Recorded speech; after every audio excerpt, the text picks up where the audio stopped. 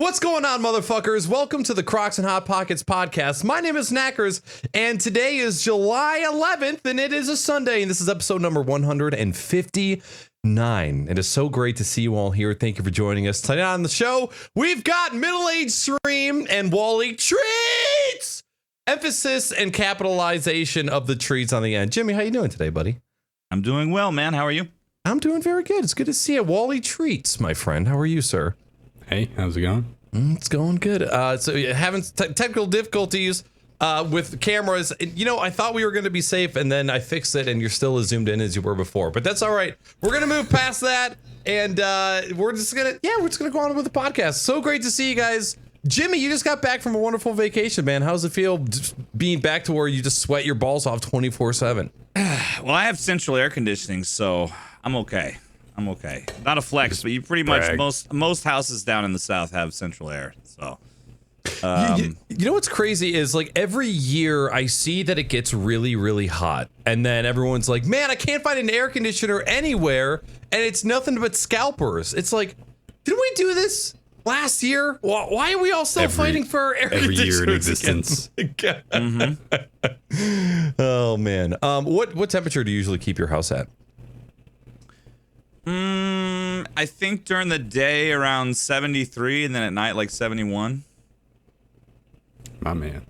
You keep it colder at night? Yeah. Interesting. It helps me sleep if it's nice and chilly. You're like, I agree. But why does pull that cover up, man? Why does your temperature like go down when the temperature outside is also going down? You want it Because cooler that's not in your how house. the house works. What do you set it at? You can't set your house to 73 degrees and then it gets colder outside and think your house is going to be colder than 73. That is exactly how our house works because we keep it at we don't have central air. We just have the when I'm in the wintertime it works that way, but in the summertime our air conditioner is just on. It's the window unit, so it's just on at all times. Okay, understandable. Yeah. I'm on the same page as Jimmy though. That temperature goes down at night. It's just you're under covers and stuff. It's easier to warm up than to try to cool down. Oh my God, there's nothing worse than like your thighs sweating and you're just sprawled out praying that you know how you're supposed to have your ceiling fan pointed one way in order to make it cooler than once. Fuck that. Blow the air on me. Oh, it is. Yeah, every ceiling fan has a switch depending on what season it is. But who the fuck does that? I don't think anyone does. Nobody. Millennials sure I think as it hell spins don't. one direction and then like if it's going the other way, it's the wrong way. I just like Well, I in want the to feel. summertime, it's supposed to blow one way to like pull the air up. Right. And in the wintertime, it blows the other way to like push the air down. But a fan does it is help? like It's like the same sort of thing as like think of it like a computer fan, right? Like you can change the fan directions to you are push or not pull. allowed to speak on the directions of computer fans, my friend. I'm just saying that you can do that, right? Yeah. You can also install them on the outside of your case accidentally, and then Do you know what I'm referring to? Yeah, that's what I just said. Okay, just making sure. But for me, fans aren't about the circulation. It's about I want to feel air hitting my sweaty body so I can feel myself cooling down. Hold on. Let me just throw this out there. This is, as someone that watches the podcast weekly, maybe not the entire podcast, but a portion of it weekly, Knackers always spins the topic towards, do you guys know anything about having a fan pointed at your balls?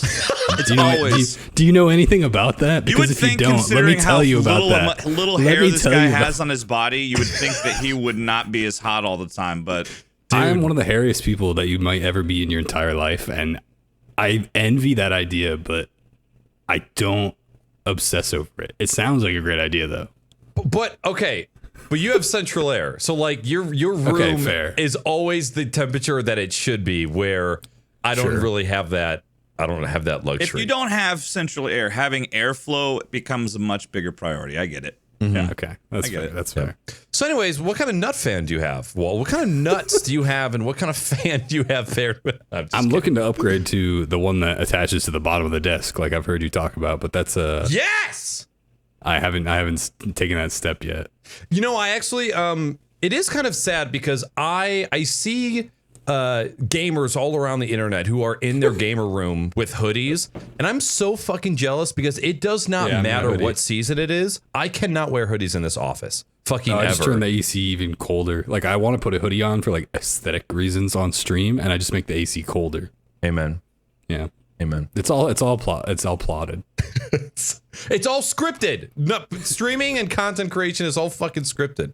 Anyways, I'm the only one that's drinking tonight because Jimmy and Wally's. I'll drink with you. I will. I think the only thing I have is wine. Do you want to go get a wine? No, I don't want to pressure you. I'll get a wine later. I'm gonna drink my soda and I'll drink. You said it. Now we'll do it. Okay, right, fair. You had to do that. I'll have a wine later. That's fine. Okay. But I'm gonna finish my soda pop and my my Topo Chico. Get Topo Chico. I want to finish my soda pop. What flavor though, Jimmy? What flavor? Coca-Cola. No. Flavor of Topo Chico. Oh. What? What flavor do you have? Coca-Cola. No, I didn't say. I said soda pop. So when he said what flavor, I said Coca-Cola. Okay, all right. You I'll take half of that. That's fair. Is that a plastic bottle Topo Chico? Is that grapefruit? Grapefruits. Grapefruit. All right. Oh, Yeah. dude, I love lime. Lime's my favorite. The problem is there's a shortage in my area, and I can't fucking get. I just got to take what I can get. Dude, I've even got the regular flavor that I squeeze like drops of lime in. I have the regular flavor right here, also edited. I'm doing the same thing. I've never thought about doing that. One of each. Well, maybe you should use your brain for things other than nut fans. Okay. Knackers, Topo Chico is a lifestyle. Listen, okay? I only worry about you drink casually. I would see. Topo Chico isn't actually as widely available as all of the other seltzer waters. Sadly, it's not. Sadly, but it is definitely one of my favorites. That's for sure. Wally, it's great to have you back. You guys not like grapefruit? Wait, hold on, grapefruit. Jimmy. The moment's on me now. Sorry, spotlight's on me now. Jimmy, sorry. What? Go ahead, Knackers. I love grapefruit. The grapefruit one is like it's like a LaCroix, dude. It's like where they like no. They drove like the truck past it's a change of like a pace. field of grapefruit. Is you drink, honestly, I've started to like them more because I've had to drink them more lately. It's kind of grown on me a little bit now. Grapefruit, they're not a bad flavor in general. Is like all of the other fruits are like, oh, this is great. Grapefruit's like, ugh. All right, that's pretty good. You have to get through that thrust. It's like the first thrust where there's not as much lubrication. It helps to be for it to be really hot because like grapefruit mixed with that, it's like really refreshing. Yes, I agree. And I don't know why when I said that I was doing this with my hand, but it just made it seem like I was being more authentic. You know, sorry if you're an audio listener. I felt more authentic when you did. One of my foods that I remember, there's just like some things that either your siblings or your parents did to food that's like very memorable. Like I had an aunt that she would give us Honey Nut Cheerios and then take a spoonful of white sugar and sprinkle the entire bowl of Cheerios with sugar. Like Cheerios in, get all the Cheerios wet so the sugar would stick, and then just sprinkle it all over. My mom used to cut a grapefruit in half and then detach each piece of fruit from the membrane and also sprinkle sugar on top of that. Eating a fresh grapefruit with just a little bit of sugar on top brings me back to my Jehovah's Witness days of praising the Lord for free. You know what's so funny? It's so funny that you just said that, and then I was gonna make a comment. I was like, well, your family was Jehovah's Witnesses, so like we don't really care what they were doing. Satan, no! Refined sugar that'll give you cancer in 40 years? Yes! Anyways, oh my God. Back to the subject at hand. Wally, it's so great to have you back on the podcast. I was panicking because I was trying to think of somebody to have on the podcast this weekend to fill in for Bishop. And I'm going through like guests on the podcast. I'm like going through my recent DMs. And then I saw a recent DM from you. I'm like, fucking Wally, I haven't had Wally on a hot minute. And so it only made sense to have you on. So how are you? What have you been doing with your life? And nut fan? Yes, no, maybe. I mean, let's just get that one out of the way real quick. Nut fan, yes. The elaborateness of it, I'm not sure which level yet. But I'd like to be at that level. All in all, I've been good. I mean, I'm a gamer, and I've always wanted to play video games, so I'm really living the dream, basically, doing that. But, the usual, working, just kind of hanging out in Discord, just trying to corral and herd my family into using Discord as well, so we can watch like movies together and random stuff. But technology limits many things. People's usage of it is another limit. Amen. That's neither here nor there. Are you, because you're out of state from your immediate family, correct?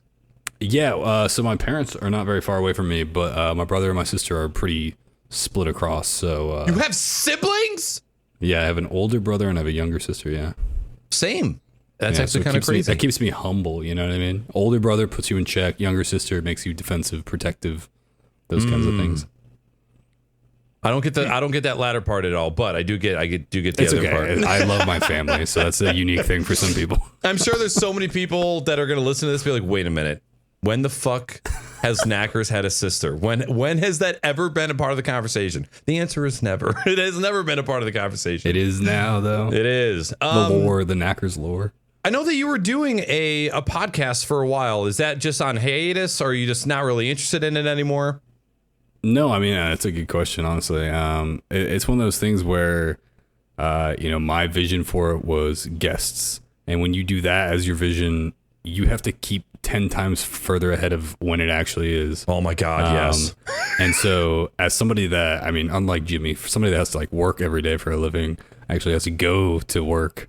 Jimmy, did you go to work like all last week? Did you have to? Oh yeah. What the hell? That's right. I'm sorry. You get like a huge hiatus like for like 3 months during the summer, but okay. Some bullshit. First of all, I didn't finish.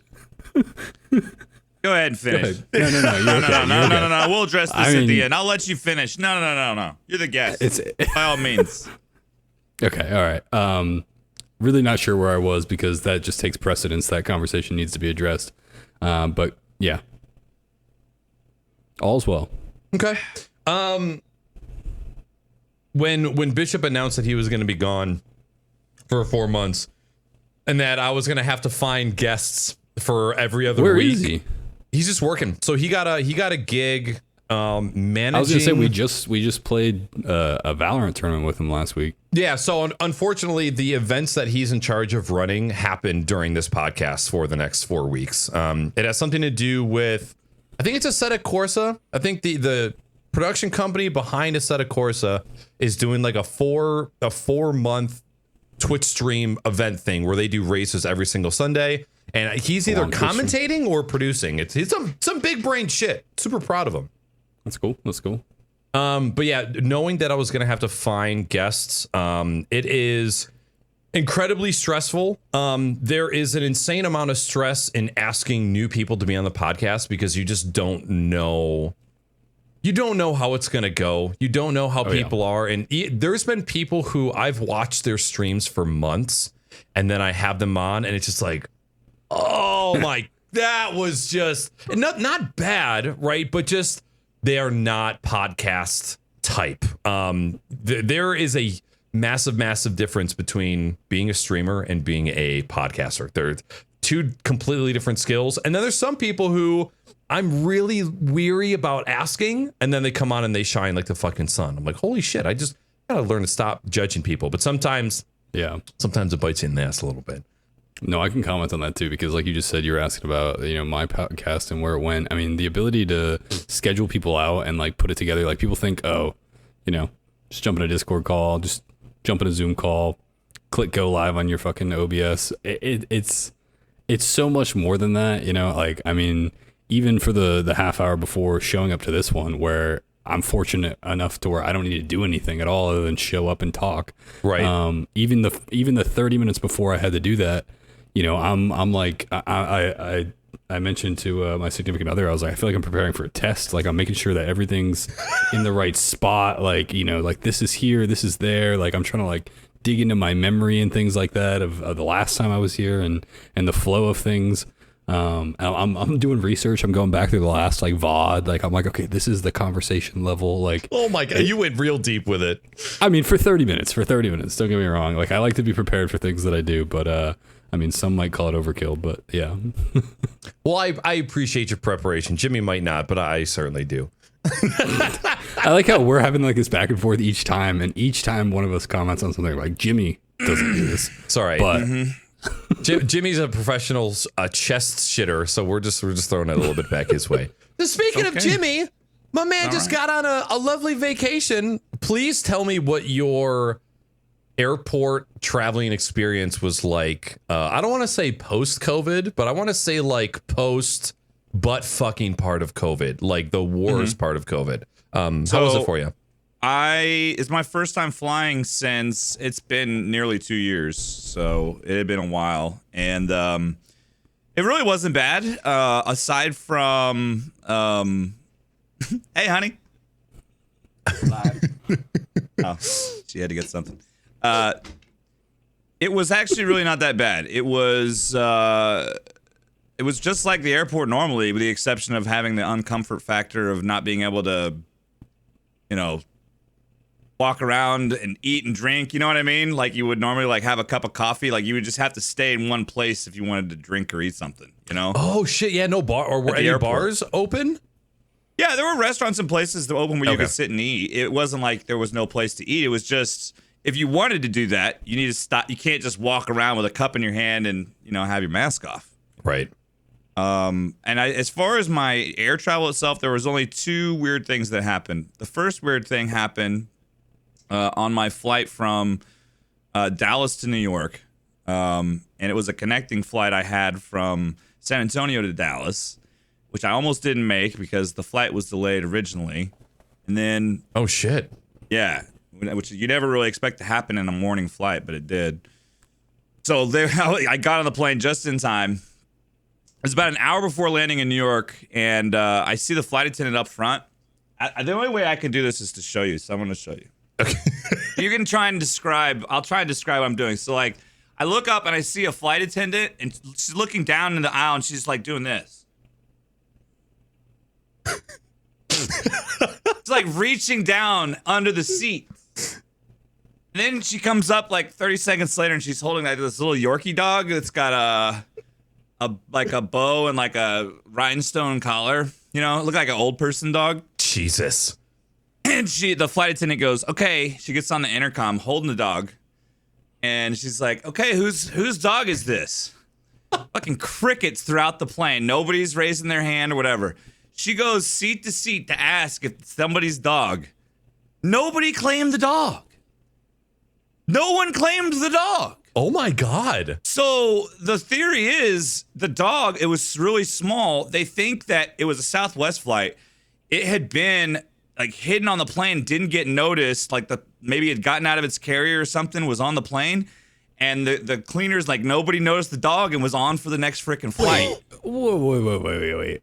They have to have like documentation that says there was a on-flight animal from the previous connection or layover of that plane, right? Dude, I don't know how it works. I don't work at airports. All I'm telling you is I was one of the last people off that plane. And that flight attendant was still holding that fucking dog. No, dude. Somebody's losing their fucking mind right now. No, I was just like, wow. So I can only assume maybe it was an old person dog and it got out of the carrier while they were on the plane and hid somewhere under a seat. Or somebody finally realized that those dogs are fucking garbage. It was like, you know what? I'm done. I'm leaving you on this plane. Man. It had like a rhinestone collar and was well groomed and everything. Can I say, can I add to that though? Like the other part of this that's really concerning to me is that flight attendant going to every single aisle or whatever and being like, whose dog is this? How much effort would she put into verifying that ownership also? Like if that flight attendant was like, hey, is this your dog? And somebody was just like a huge asshole and was like, yes, that's my dog. And just took the dog out of their hands. At what point would anybody know anything other than that? I don't know. But I don't think anyone, nobody claimed the dog. So Jesus, that's actually kind of insane. These poor dogs. That was, and then thank gosh it didn't. I had the only other weird thing that happened air travel wise on my flight from Dallas to San Antonio. It was delayed because the woman up front was being belligerent, and I think she probably had too much to drink, and then she didn't want to wear a mask over her nose. Of course she was just not. Jimmy was hanging it down like this. And Jimmy claimed it was a woman. We see the cover up already, but go ahead. It was a woman. It was. It's okay. I mean, she was sitting at the front of the plane. I was still sitting closer to the back. and I couldn't hear what was said, but the pilot got on, and then there was talk about us possibly having to deboard the plane because they were dealing with an unruly passenger. And then next thing you know, security walks on, and then she finally got up and left. So, yeah. I cannot fathom, or I cannot comprehend what the difference is between this and this. You're obstructing your airways more by it being underneath your fucking nose. It drives me fucking insane. Oh my God. All right. Anyway. I need to go get another beverage. Come again. Sorry. Are you done? No, he has a long trip to tell us about Knackers. This is just the flight at the beginning. Well, I don't want to interrupt, even though I just did. You're not. No, go get a drink. I'm kidding. Go get a drink. You're good. Do it. Do it in your cool. Do it in your cool. You're good. Oh, he pulled the phone out real quick, bro. Somebody was anxious to get on the phone with him. Yeah, Knackers is the worst, dude. Did you get your drink? I knew it. I fucking knew it. I don't think he got his drink. I don't think he did, but he got exactly what he wanted, which was me talking shit while he was gone. Oh, anyway, but other than that, man, it was fine. Like the air travel itself was just like normal, you know. Just a little bit more anxious, I'm sure. Yeah, but it wasn't that bad. I didn't really have too big of an issue with it. Air travel used to be a lot more fun, but that's life, man. Everything. Air travel was fun to you? Air travel has always been an absolute fucking chore for me. Air travel was a lot of fun pre 9/11. I can't relate. I was like 7 years old. Yeah, dude. I'm so young. I was younger, and pre 9/11. It was a lot of fun to travel, that and the 9/11. Smoking and the you could just blaze up on a flight too. Yeah, it was chill. No, there was only certain flights you could do that on. But there were airports too that had the smoking sections in the airport. You could walk into this big freaking glass plexiglass room. It's just fucking just. Yeah, and you could just toke and go. Yeah, you don't even need a cigarette, dude. You just walk in and just take a couple breaths. You're good. Yeah, that's it. Someone be like, "Hey, you do a cigarette?" Be like, no. Yeah. Okay. Let me get this secondhand smoke. Hold on. Let me just suck this in. But airports were a lot different back then. You could, before TSA and before 9/11, you could walk somebody all the way to the gate. There was no security there. You could just walk somebody all the way to the gate and say bye, give them a hug. Yeah. Like in Friends, you didn't have to have Rachel. your ID to. The only time you had to have your ID was to get on the plane itself. That's how they used to mind. do things. Because back in the 70s. That's the first time before that I've thought 9/11, you idiot. The 70s. God, man. When I was that's what it used to be like traveling before 9/11. Timeline. But if you were real young during that time, you probably don't remember it because you've spent more of your time flying it post 9/11. Yeah, which is a lot different. 2001 I was 8 years old, and so I was getting Pokemon Red for my birthday. I get it. I was 20. I'd already flown quite a bit. I'd been in the Army a couple years, so I'd already flown quite a bit by that point in my life. So I remember it vividly how much I enjoyed flying when I was younger. And now it's become more of a chore than anything, For sure. Wally, I'm older than you? Yeah. How old do you think I am? I'm a young ass dude. People come to my channel, they're like, listen here, mid-30-year-old. And I'm like, you don't even know me. You don't know. I'm mid-20. I guess I thought that we were the same age. Jimmy, you just blew my mind because it did not occur to me that was how it was until you mentioning it right then. Because when I used to fly to see my aunt in Florida, my parents would walk me up to the gate and push me on gladly. And then the receiving family would, as soon as I got off the plane, they were always right there. That's fucking crazy. Yeah. Flying was a lot different. Also, it was definitely easier to travel as a kid back then, for sure. Oh yeah, and also the fact that you could send your kid on a plane by himself at 10 or 11 years old. On a bus. Right. The bus is going to show up at the school. Somebody's going to take care of them when they get there. It's just out of sight, out of mind. The only other thing I wanted to mention about my New York trip was I got to meet up with some Twitch people, which was awesome. I met up with a streamer, the Juker, which he's an awesome dude, and we had a good time hanging out. I met one of my mods and viewers, Ultra Scrub and Kiwi Cannon, his fiance, and that we hung out like pretty much every day. And then I was staying with my buddy Will. And then of course I saw one of my other mods, SonoChamp, and it was really nice to meet him. I mean, I've known him on Twitch for over 5 years, and that was my first time to meet him. So that was pretty cool. And we did a lot of fun stuff. Went to some comedy. We went to a barcade in Manhattan. We went to a comedy show. I got roped into my buddy in secret, like days before, had contacted a friend of his in Brooklyn at this comedy club for open mic night, and secretly got me put on the list. Oh, damn. Without me knowing. So I ended up doing like a short 5-minute set of stand-up comedy. It wasn't that good. I was a few old fashions Hold on, deep. wait, don't you dare. Tell the story like it was great. Don't just slice in and be like, no, I mean, it was a great time. But I mean, I didn't really have anything prepared, and I would have said, fuck all of you. I'm not going up on that stage. Well, I'm not at first, that good that was my initial reaction, but finally I was like, you know what? When am I going to have an opportunity to say, I did a short 5-minute stand-up in freaking Brooklyn, New York?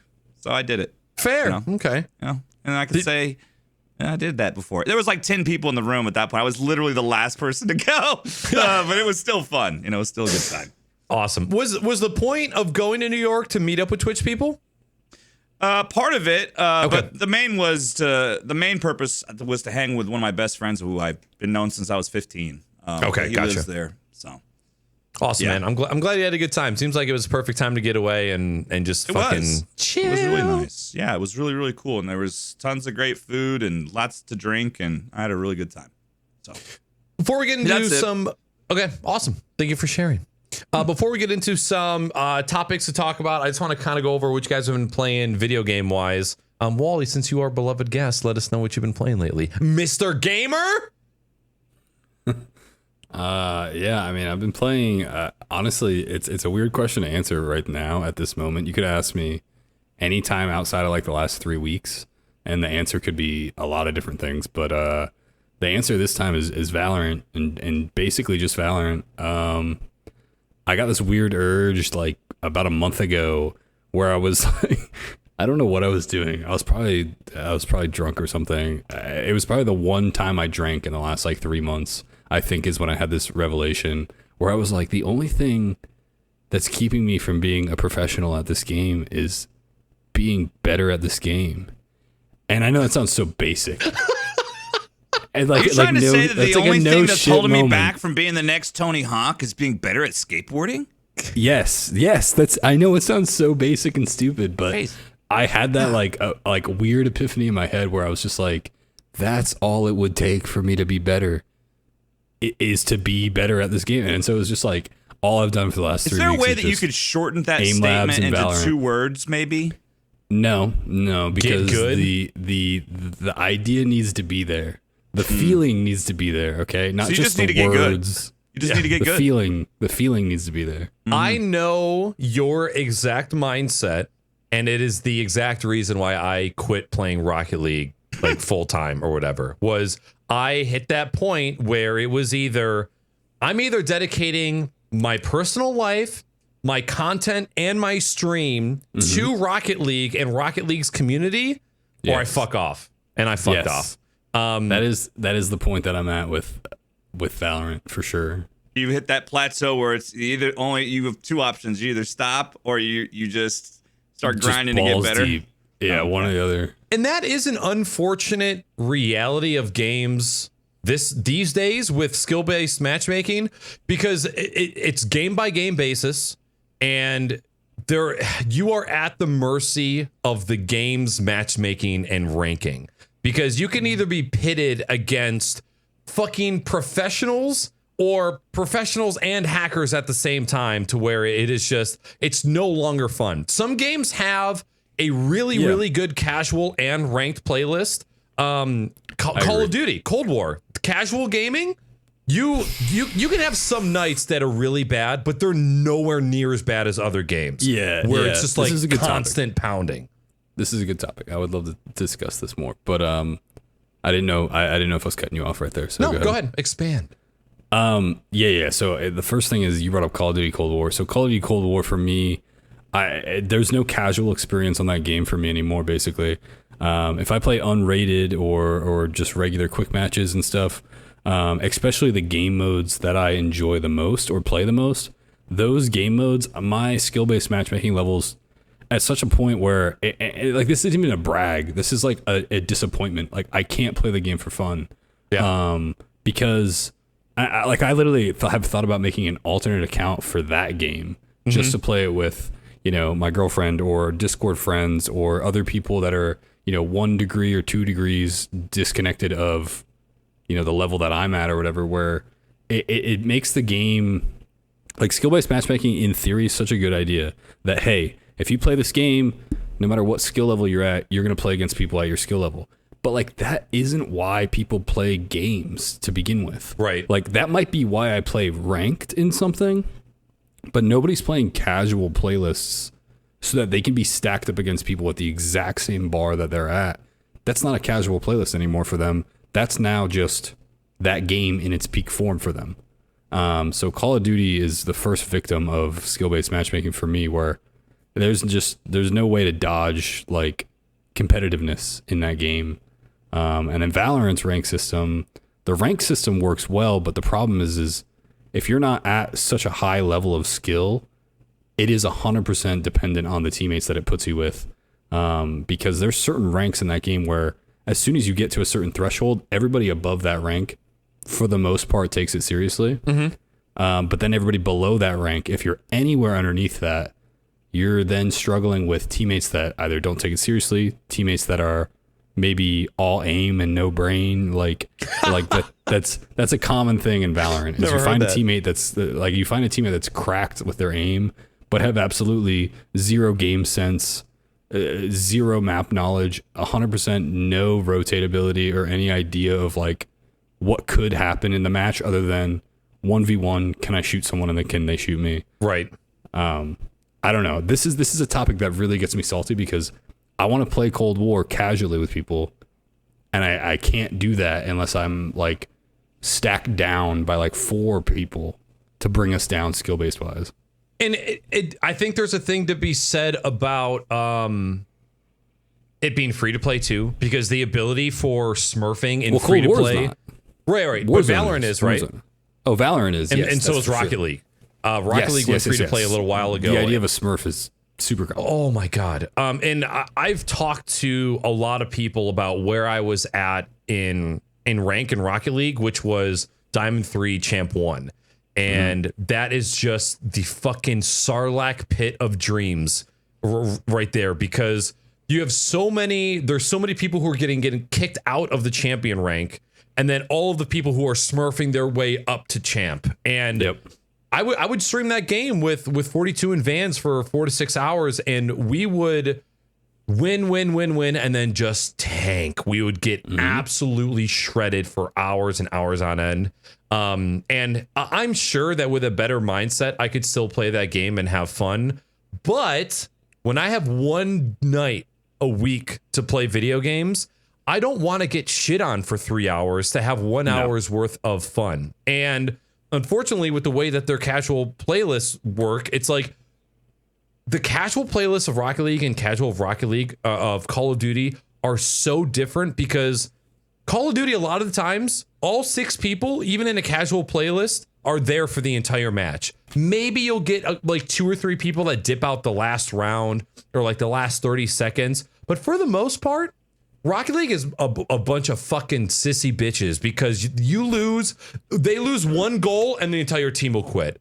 Like, what? Yeah. Where the fuck did everybody go? And it's like, it's not a real match. Like, Rocket League casual feels so fucking empty to me. And that's another reason why I just like, I'm not big on these random custom games. And the ranked is it's just not fun. It's just not fun for me anymore, which sucks to admit when it's a game that you love.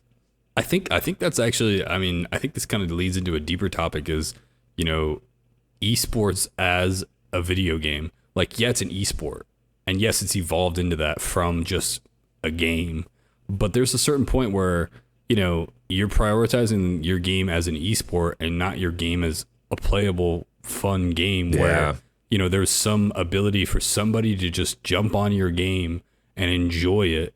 Like if somebody can't just blindly jump into your game, go into a multiplayer lobby and to some degree skill-based matchmake with other people that are brand new to the game some way, there's no chance for anybody that's brand new to get into your game unless they have an anchor, which is somebody that's already existing in the game, convincing them to come play or teaching them or hand-holding or even carrying or even, you know, beyond carrying, boosting. Like, there's just not an entry point for a lot of people in these esport games when, like you said, casual is sweaty as soon as the game's algorithm understands where you should be skill-wise. And then ranked is sweaty because ranked is ranked. And then if you don't fall into the sweaty category, you fall into this people that don't take it seriously, people that don't give a fuck, people that lobby out, people that surrender, people that, you know, AFK or they throw or whatever. Like, there's this huge rift of the two experiences. There's the people that really, really, really want to take it to that next level. There's the people that just want to play and have a good time and experience it. And then there's those people beneath that whole section where they don't give a fuck what's happening. And if you're somebody that falls in between the two, you're kind of shit out of luck. Yep, I agree. Jimmy, are you growing out your facial hair, like all of it, and not just the mustache? I'll grab a drink. Yep. Sure. I am for now because in the early phase of mustache growth, it looks a little weird. I think just this kind of creepy. So I keep I keep the goatee until this thickens up enough to where it's not as creepy. That's kind of my my whole strategy when it comes to facial hair now. Also, you my got wife. some. I was just gonna say my wife would rather me have facial hair than not have facial hair. So let's go. And your hair is actually pretty long as well. Yeah, I've been kind of holding off on getting another haircut till right before I have to leave to Michigan. So I'll probably let it go for maybe another week. Dude, grow it all the way until I need to see you with locks of love. It doesn't. My hair doesn't work that way though. Like I see this. I have a big cowlick right here. I got two in the back of my head. So once it gets past, it's like impossible to do anything with my hair. Okay. So I kind of have to do the same sort of haircut most of the time. Unfortunately. That's all right. It's better than the alternative. Yeah. I mean, I actually have. Yeah, I see. Yeah, I see. I see you. I can't hear you. Jimmy. I can't hear you. I'm feeling my hair. So whatever you're saying, I can't feel because I'm just feeling. Oh, this is so nice. Put your headphones on. If I hold my hair close enough to the microphone, you might be able to hear me rubbing my fingers through it. Oh my God, I'm gonna put my hands through your hair while you're sleeping next week. 2 weeks next week. It'll be less than 2 weeks, right? Yeah, less like 10 days. Yeah, with 10 days, baby. Let's go. 10 days away, dude. 10 days away. I can't believe it. Tell me about your Resident Evil 8 / Hades gameplay experience. So I've been playing up until I've been trying to play through Bloodborne. I got to play Getting Over It in the not too distant future also. Please, if I am not aware, just shoot me a text on the day you're playing it. I'll let you know. It was a charity goal. Same with Resident Evil 8. So I feel as though it's necessary to at least try and give people a little bit of a heads up, because that may be a one and done type of stream event sort of thing. You know what I mean? Who knows? What game is this? Getting Over It. Gotcha. So, but yeah, I think I don't know, man. Resident Evil 8, it's fantastic. I just played it for the first. I've only played it for a few hours. But I played it the other day, and it was incredible. Like, I really enjoyed 7, and this 8, I feel like it's even better so far. And I'm like, oh wow, I don't really like the horror game genre, but these games are so well made and so crafted so well. And I mean, the story's interesting. It's beautiful to look at. I mean, I'm playing it on the Series X. You know, it's 4K 60 HDR. It's beautiful. You know, it's incredibly detailed, and the sound is so well done. Like the sound design in this game, it's really like 3D sound. It's just I don't know. I have nothing but good things to say about it. I'm looking forward to playing that more soon. And then I finally picked up Hades. I knew Hades was a popular game, but it came out for the Switch not too long ago, and from what I'd seen of it, it was a game that looked like you could play it in short 20 to 30 minute spurts. and I thought it'd be a perfect game to have for the Switch. So I went and I read a few reviews, and sure enough, it runs beautifully on the Switch. It runs great. I mean, it's smooth, it's buttery, and it is so addicting. I played it in the last 2 days. I've probably played Hades at least like 6 or 7 hours. Oh wow! Okay. Just sit, like it's in just portable mode, just laying on the couch, or go sit on the back porch, play for a little bit. It's just a great game to just sit and dive into for a minute. You can set it down, do something else, come back, play. It's just a really good, fun game to play in short doses like that. So interesting. Yeah. I actually don't know if I have ever heard anything about this before. I feel like there's another game that might have a somewhat similar game, or just the way that it looks. The best way I could describe Hades, it's kind of like Dead Cells, but in a like overhead isometric view, but with actual lore and story and stuff that's interesting with the characters there, because it's like Greeks, Greek gods and all that sort of stuff. So gotcha. It's the more I play it, the more I want to play it.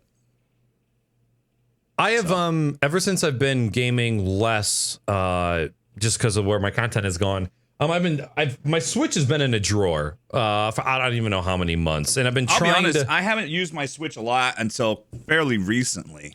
So I get even it. With streaming.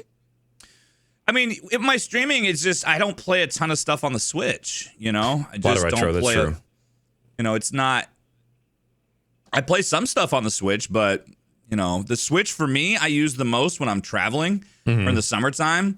I love using the Switch. It's such a great thing to take when you're traveling. It's really a nice device. So. I really want a wireless co-op game that Weenie and I can both play on our Switches portably, but I haven't really found something that wasn't Minecraft. Like I want some sort of, it doesn't necessarily have to be like an RPG, but like a story-driven, decent co-op game for the Switch that we can play together. And like I've done a lot of just Googling that, right? Like Googling Switch co-op games.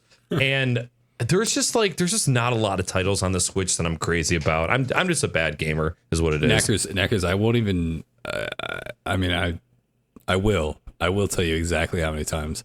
But the number of times that I've Googled co-op RPG in my lifetime, dude, like since the age of like 14, that's fucking something I've Googled on a weekly basis is co-op RPG. And it blows my fucking mind, dude, that there's not more games of the like story level and then like kind of replayability level and casualness of like Borderlands. Like Borderlands isn't the best game ever made. I'm not someone that's like a stan of Borderlands. Like I think Borderlands 1 and 2 are magnificent, but like there's a shock factor to me that there aren't more games that exist on like a structural level of how those games are run. Right. Where you can just do missions.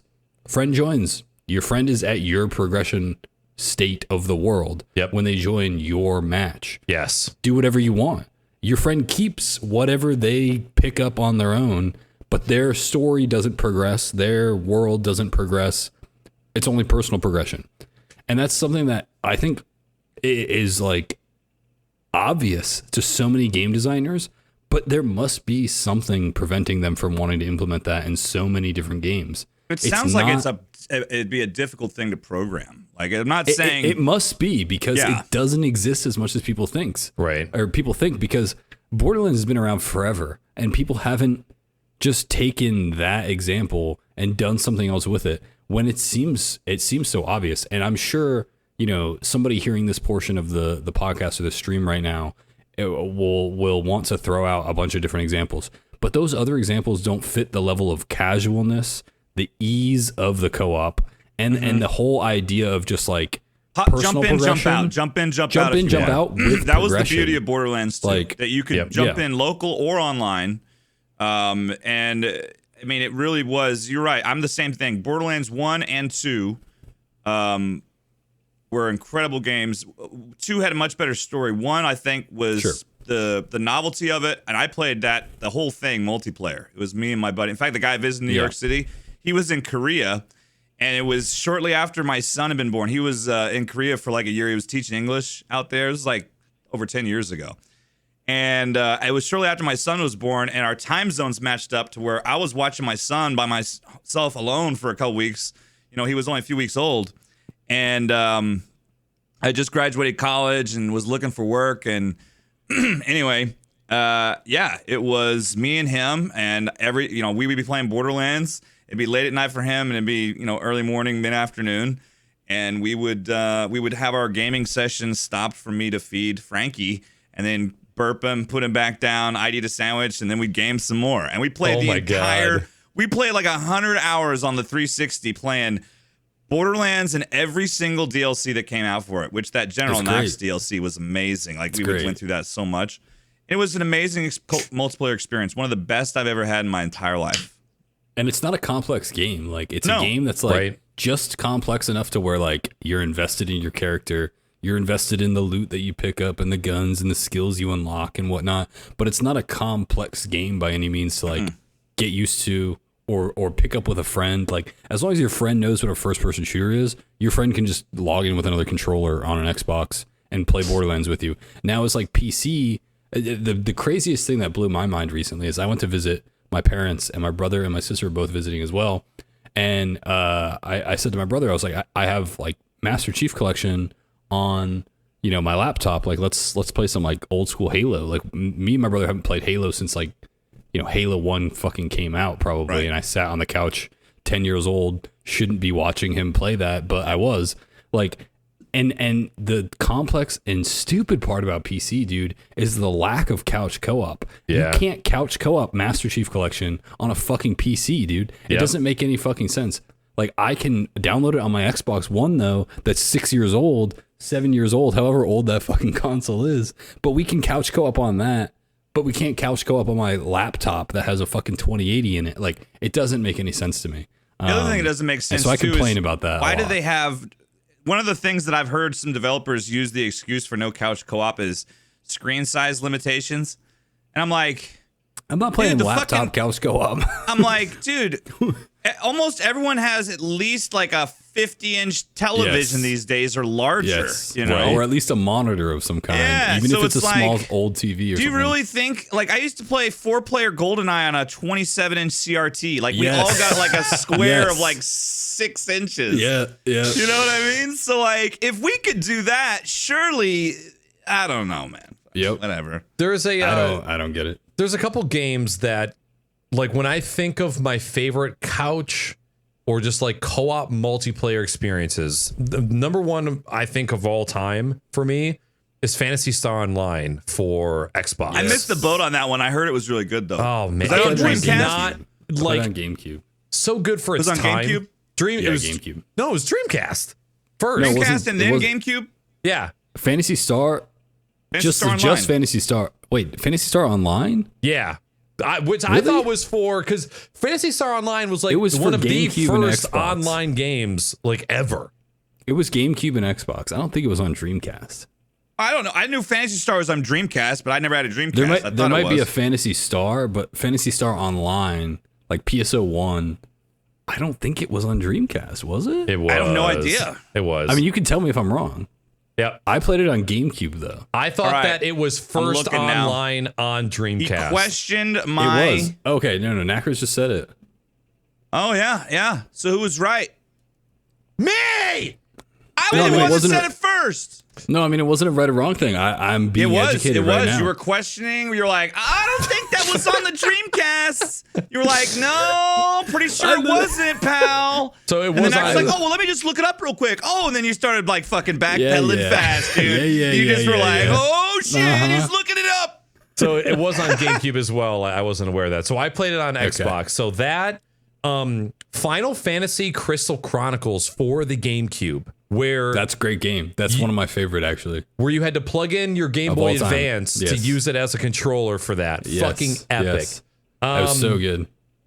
That's on Switch now, by the way. The problem is you got to have 4 people with 4 GameCube Advances and those connector cables, though. But not anymore. Now you just need people to download it on Switch, you know? Is that out? Yeah, it's been out for 2 years. I thought that Knackers. I was going to recommend local. that when you said it was local only, though. No, it's not local only. They have their own online servers now. Knackers, I was going to recommend that to you when you mentioned you and Weenie not having a good story game, and then you're like, it doesn't have to be an RPG, and I was like, well, you know what is an RPG? Crystal Chronicles is out on Switch. No shit. It's actually out on mobile as well, and it's fucking great. Oh, it came out about a year. It came out less than a year ago. Wow. Yeah. I mean, I think one whole year actually, almost. $30. Not bad. It's great. It's really great. I've enjoyed it a lot. I've gotten quite a few hours stuck in that. Probably 50, 60 hours stuck in that. It's good. A couple people have mentioned things like The Division. The Division's been a pretty good game for us to play co-op. Ghost Recon Wildlands was also a really, it's very repetitive, but super fucking fun. We actually never even finished it, so that's something that we can always go back to. But Division lacks a certain amount of depth for me. Like, yeah, absolutely. It just like I can get on the game and I can play it for a couple days straight, but after that 3 or 4 day sprint of playing that game, I don't care at all. I just don't care at all, and like. Give me a 6-month time clock and maybe I'll touch it again. Yep. All right, moving on to a little bit of Twitch talk. Couple things I wanted to cover first. Jimmy, I threw down that I wanted to hear what your experience has been like with animated emotes on Twitch, being a partner and access to that beta. And then I see you've added a little bit here for the follower emotes beta as well. So how has your experience been so far? So I'll do the follower ones first, and I'll even put this link in chat for those that don't know about it. Whoops. That's a bad link. Don't mind the camera chat. I only got halfway through editing them, okay? Anyway, you can see. So follower emotes, basically, it's a thing they're rolling out now where you can assign up to 5 emotes to followers. Now, I don't know... And they can use the emotes. If you're a follower, they have access to use it. They can only use the emote on your channel. I don't know what the limitations are when it comes to how many you can upload. They don't have to be the same. They can be totally different emotes. You know, what I did was I used some of my most common emotes that are used. Some of the most ones, not all of them, but some of the most common ones. Wait, Jimmy, I didn't mean to interrupt you. Are you talking about follower emotes? Or you're talking about animated emotes? Follower emotes right now. Okay. And then, so these basically, someone can come on my channel and I'll do something where everyone's dropping beers. Well, I made that same emote one of the follower emotes, so you can still put the beers up. You know what I mean? Or like the oohs, some of the most common ones that people spam in chat, I put in there because I think it's like, yeah. I mean, I feel like that's it for me. That seems like the most worthwhile purchase or purpose of that. So people don't feel necessarily obligated to subscribe to your channel to use the emotes in there. Now, the smart thing Twitch has done about it is now if you want to use the emotes somewhere else or you want to do whatever, well, now you got to subscribe because you can't use, and then you'll get other emotes you didn't have before, you know? So I don't know. I think it's kind of a cool thing. It's in beta right now. Some affiliates have it, I think, and as well as some partners. I didn't realize I had it until when I came back the other day and saw it was in there. So I was like, oh, look at this. Yeah, so I just added in some of my emotes I already had as that. As far as the animated emotes go, is there anything else you wanted to talk on? That was all I really wanted to mention. It was a thing. I think it's kind of a cool feature, you know?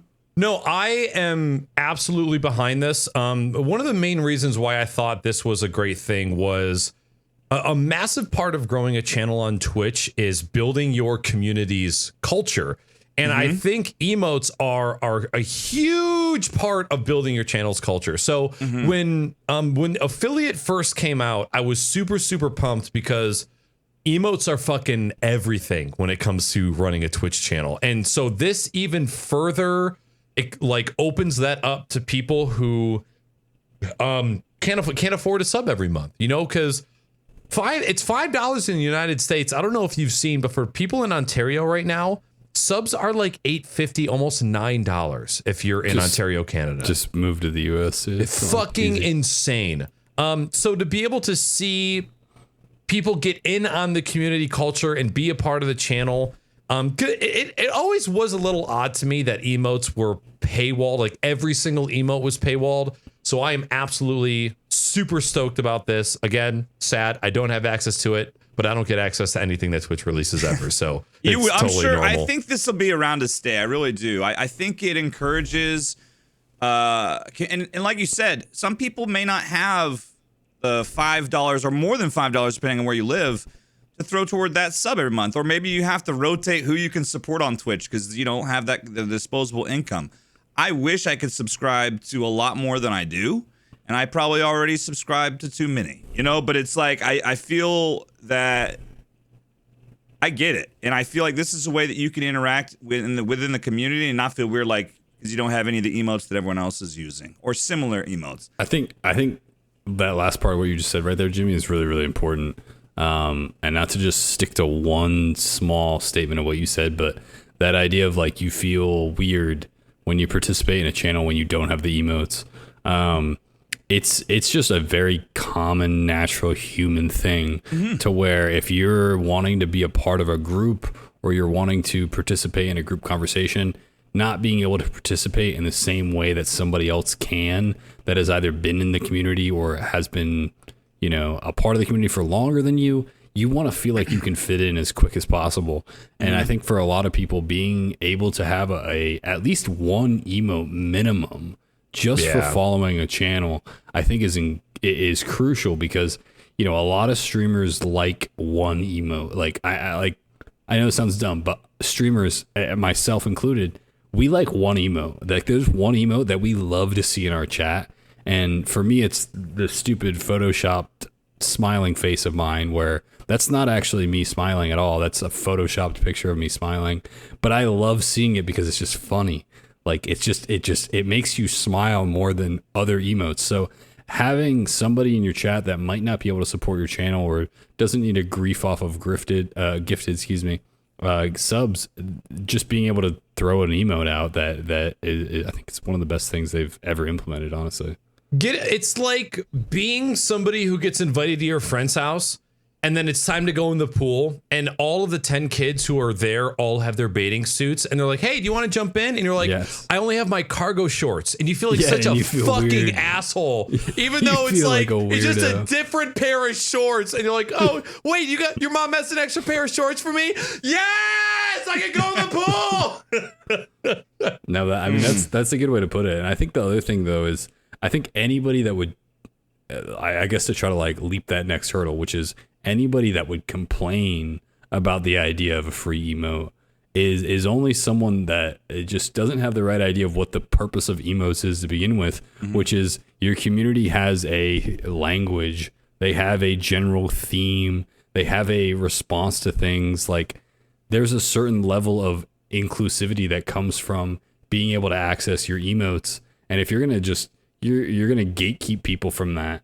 then your community isn't a community that people don't would want to be a part of to begin with, to be honest. Exactly. The easier it is to contribute to a community, be a part of a community and feel normal, which is a dumb word, by the way, one of my least favorite words in the entire world, but normal? To feel like you are a participant of the same productivity level of another participant in that community, I think is one of the most important things for most people to feel. Absolutely. Animated emotes, Jimmy, how has that been? Has it just been like uploading every other emote? Do you need a second? No, I was looking to see, did you have there's no article. Okay. Naga's like, did you need a second? And Jimmy's like, No. Animated emotes. So it's basically just emotes in GIF format. And that's it. And pretty much every single one of mine was made by someone who had been making animated emotes for Discord. And that's where they all came from. So my animated emotes, I'll put them in chat right now. These four were made by Ben. And then this one I'm putting in chat right now was one of my regular emotes, but I added the vibrating animation to it. Yeah. Like one of those things, because it kind of I don't know. I like that, like you're laughing harder, you know, you're just freaking chuckling hard, you know? Yep. So it makes sense to use some of the animations they have. One thing Twitch has done a great job of lately, and I guess it's really nice. One nice perk of partnership is having access to more emotes, but having the way it's all set up now with the emote library and being able, assuming you're in good standing, which I know you guys are, you can easily just have stuff you can pull in and out easy, like the same stream, like as you're streaming. So it's kind of neat. Like I really think that they have I mean, when you think of the programming on a massive site like that, it's kind of impressive to me that they pull it off, you know, just how to do that. Just side note, I'm actually not on good standing. You're not? With my emo uploads. Oh, wow. That's surprising. That's because I played the system, but I still successfully did it because it's one of my emotes. Wait, are you DMCA not in good standing, or are you tried to upload a butthole emote not in good standing? No, I'm emote not in good standing. DMCA wise, I'm clean as can be because, you know, I'm an intelligent individual. But the emote wise, I tried to upload an Xbox X button so many times, and the JPEG file was always just Xbox X button, just verbatim. But I succeeded though, finally, even though I'm on bad standing and they denied it so many times. I'm looking through my emotes now. Hold on, I'm trying to find it, but I'm pretty sure the Xbox X button is one of my emotes now after months of denial and even being on bad standing now. Why? Because it's somebody else's property, apparently. I'm trying to find it right now, though. I'm sorry. I think somebody someone claimed it. Is that what it was? Someone claimed it as theirs. And that put you in bad standing? Rejected. It was rejected before it was ever even uploaded in the past. So I would try to upload the JPEG. I'd try to upload the PNG, whatever it was of that file, and it would get denied before it was ever uploaded for the longest time. Man. And it put me in bad standing for emotes because there's nothing else that I would have ever uploaded. Criminal, you! Wow, I don't even know if we can ask you back to this podcast. It's up now. I don't think they approved. I don't think Knackers we've ever had a single person on this podcast that's been in bad standing for emotes. not that I've known. No, not that I know either. Bad standing. I'm in bad standing for Twitch emotes. You fucking bad boy. But they let it go anyway. I don't know what to say. I don't know what to say. Makes you even more dangerous, man. I bet you your girlfriend loves that. I think they also weren't a big fan of my Dogecoin emote for a long time. But again, it didn't matter. They let it go. They let it happen for years. So it's not on me. It's on them. It's always a fun game to play with Twitch regarding emotes. It's so, man, it's easier than ever now. BTTV has automatic approval. Twitch has automatic approval. It's such a wonderful time to be a streamer and have emotes. Oh my god, I fucking love it.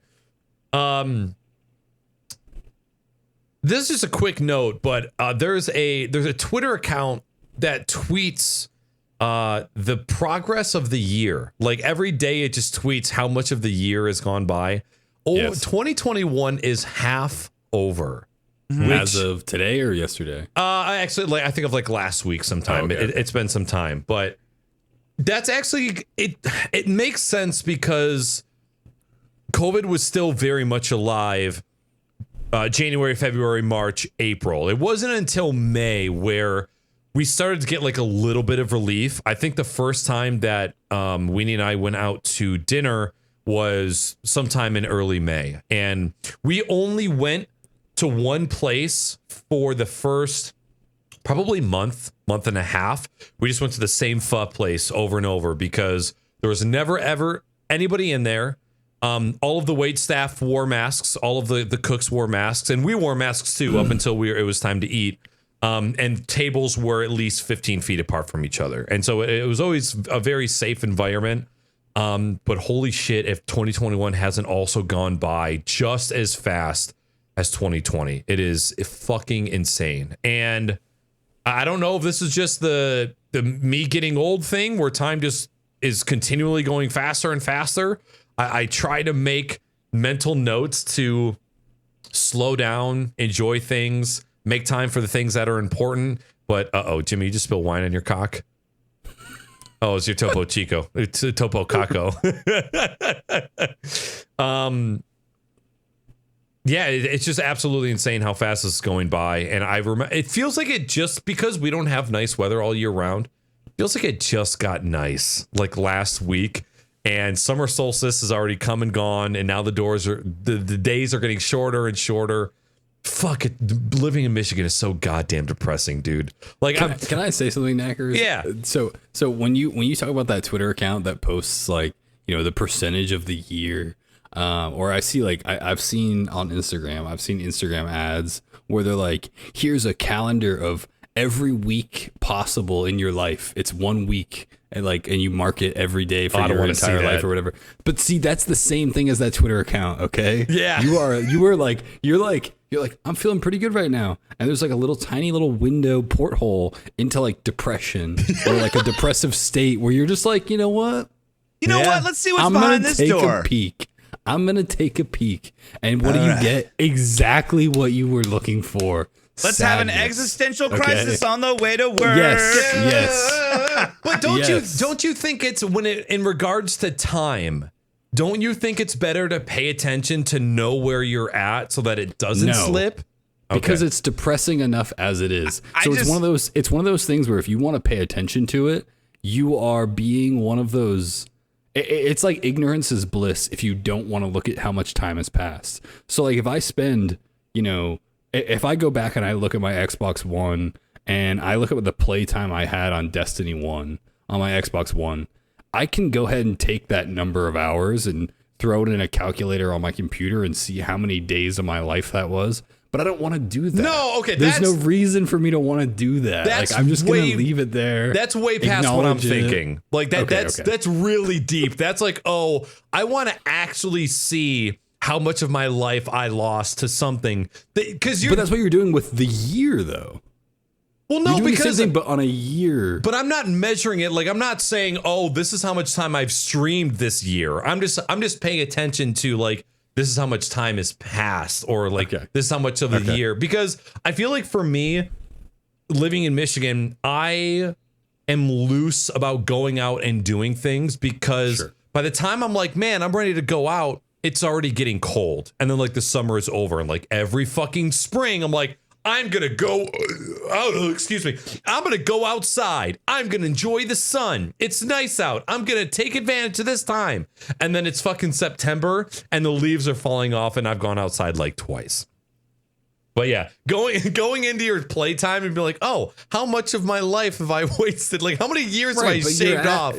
You're asking for it, though. If you're following a Twitter account that tells you how much of the year has gone by. Oh, no, I'm not following it. It just popped up in my feed because of the Twitter algo. I mean, I wasn't judging. I was just surmising for sounded all awfully chat judgy to say, from where I'm if you're sitting, do that, you know what, Jimmy, I'll judge, okay? All right?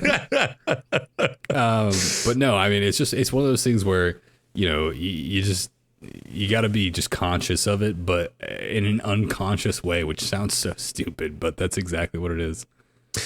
I personally, and Jimmy, you can say yay or nay on this. I feel like because I don't have kids, I've got a leg up on time passing a little bit. Like I was able to, whereas like your 20s and 30s may have just like escaped because of the introduction of a child. Wait, why is it so funny? What are you doing to this man? No, listen, hold on, listen. What are you doing? I was 29 when my son was born, almost 30. Oh, wow. Okay, so that's actually kind of late. Yeah, my wife was 30. You're a late coomer. Yeah. Anyway, go on. Keep digging that hole, buddy. Yeah, whereas I've been able to like put a pause on the progression of life, which is a very immature thing to do, and where I don't have a kid, so I have stopped myself from adulting too fast because of the lack of children. Am I wrong? Dude, not everyone should have kids. 8 fucking men. Oh, I can tell you that from my job as a teacher. I'm like, damn, I wish. Like you are a bad genetic fucking material. I can tell you that. I can tell you that from any job I've ever held, just because of humans. Some people just shouldn't have kids for a variety of reasons. And I think it's improper of society to measure the value of someone's life as to whether or not they had, offspring or whatever. I think it's silly. I just. Can you imagine if every couple had kids, what our population would be like? Like if every person who could have kids had kids. Trust me, there's more than enough people that have 8 or 9 that make up for the rest of us. Have you seen the movie Idiocracy? I have not. Yeah. You have, Jimmy. Okay. So me and my dad, one of our favorite movies to watch together is Idiocracy, and it's a Luke Wilson movie, like Owen Wilson's brother.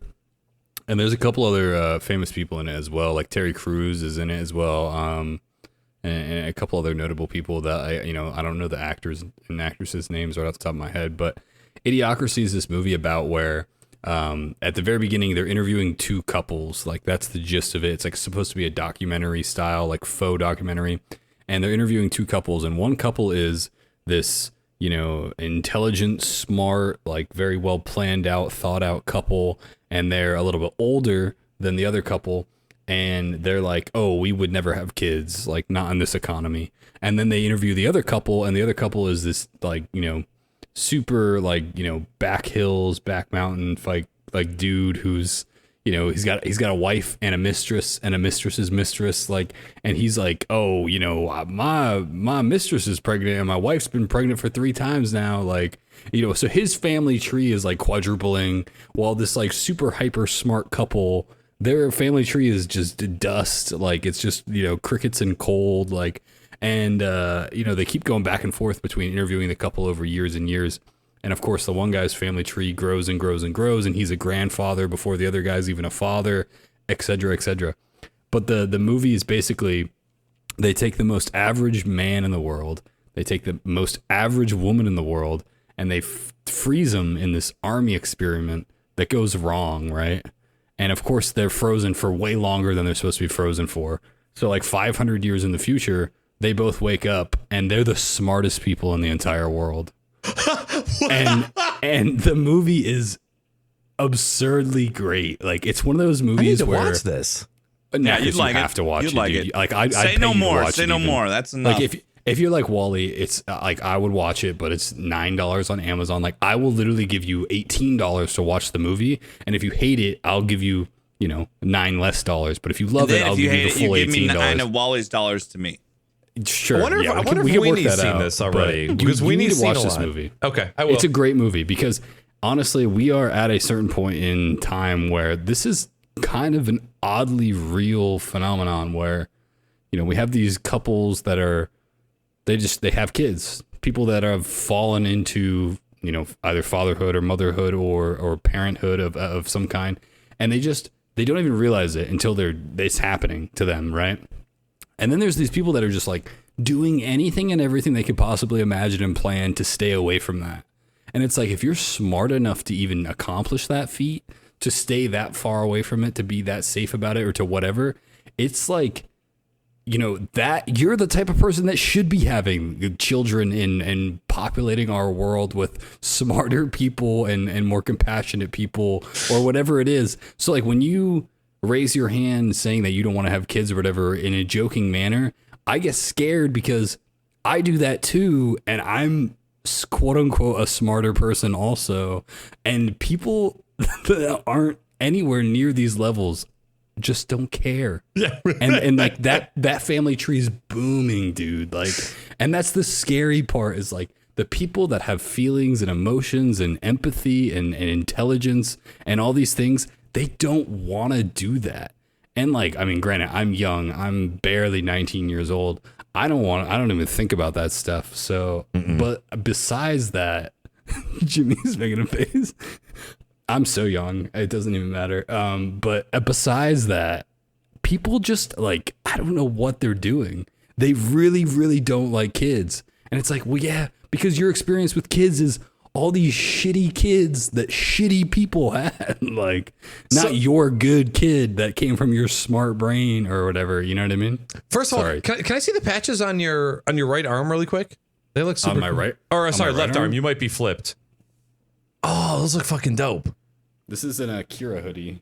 That looks sick. I like that. Do you know the anime Akira? No. No, hold on. I gotta take my headphones off to turn around. Oh my God, it's a blue pill! Dr. Mario. I don't know if you could even see that. I could see it. He can't hear us. I love you. I love you.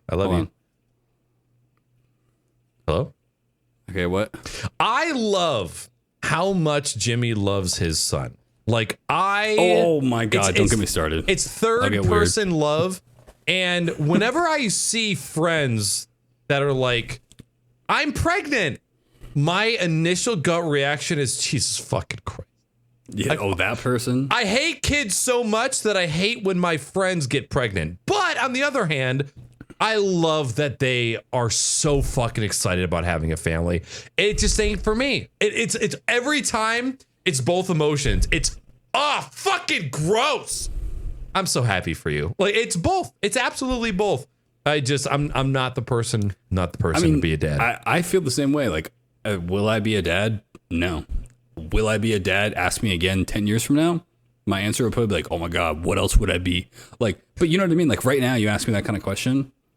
Who do you even know who I am? Like, don't ask me stupid shit. Like, but that question is something that evolves over time. And just like anybody evolves over time, it's like, it's not something you can answer right now or want to answer right now. Shouldn't even be a topic that we discuss right now. Like, again, I'm barely 18 years old. So it's like, I don't even know why I'm talking about it. But it's one of those things where it's just like, it's not a question you need to entertain if it's not a question you should entertain. Yep. That sounds stupid, but it's obvious. For whatever reason. It is stupid. Yep. For whatever reason, it's a question that everybody wants to ask each other. Like, oh, you're going to have kids? People Shut love the asking. fuck up! Mind your damn business, bitch! You know what I love? You know what I love or hate? I'm being sarcastic. When people ask me, that's it? You just have the one? I'm like, nobody's I'm sorry. ever happy. Was I supposed to call you, fucking Karen, to ask if we should have more kids? Like, you're going to have any fucking part in that? Like, Joe Schmo, like, oh, you only had one? Would you like to watch? Frankie doesn't have a little brother or sister to play with? You know, and so I want to go, well, we decided not to have any more kids because the first one literally almost killed my wife.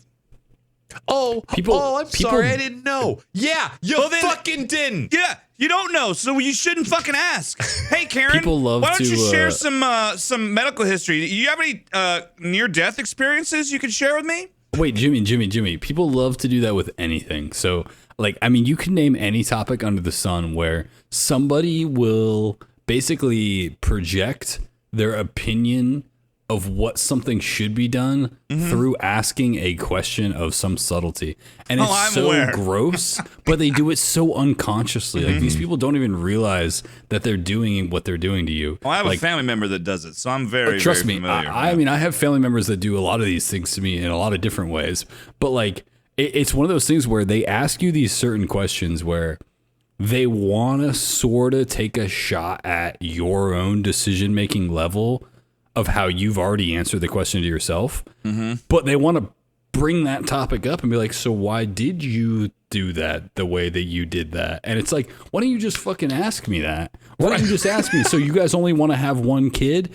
Ask me that. Don't ask me, oh, your child doesn't have a little brother or sister? Like, no. Yeah. That's a fucking fake ass question to lead to a topic you actually want to talk about. So why don't you just ask me the question you want to ask me? Because that's the way people are. They think they're being clever. And they're just being idiots. Next time somebody asks me that, like, Jimmy, when you say, like, hey, like, when somebody asks you, hey, do you want to have another kid? And you're like, well, actually, by the way, like, we had to get a surrogate for Frankie. Like, he's not even mine. So, like, we don't really want to do that again. And people are like, wait, what? Excuse me, Frankie's not yours? No, I'm just kidding. Mind your fucking business. Yeah.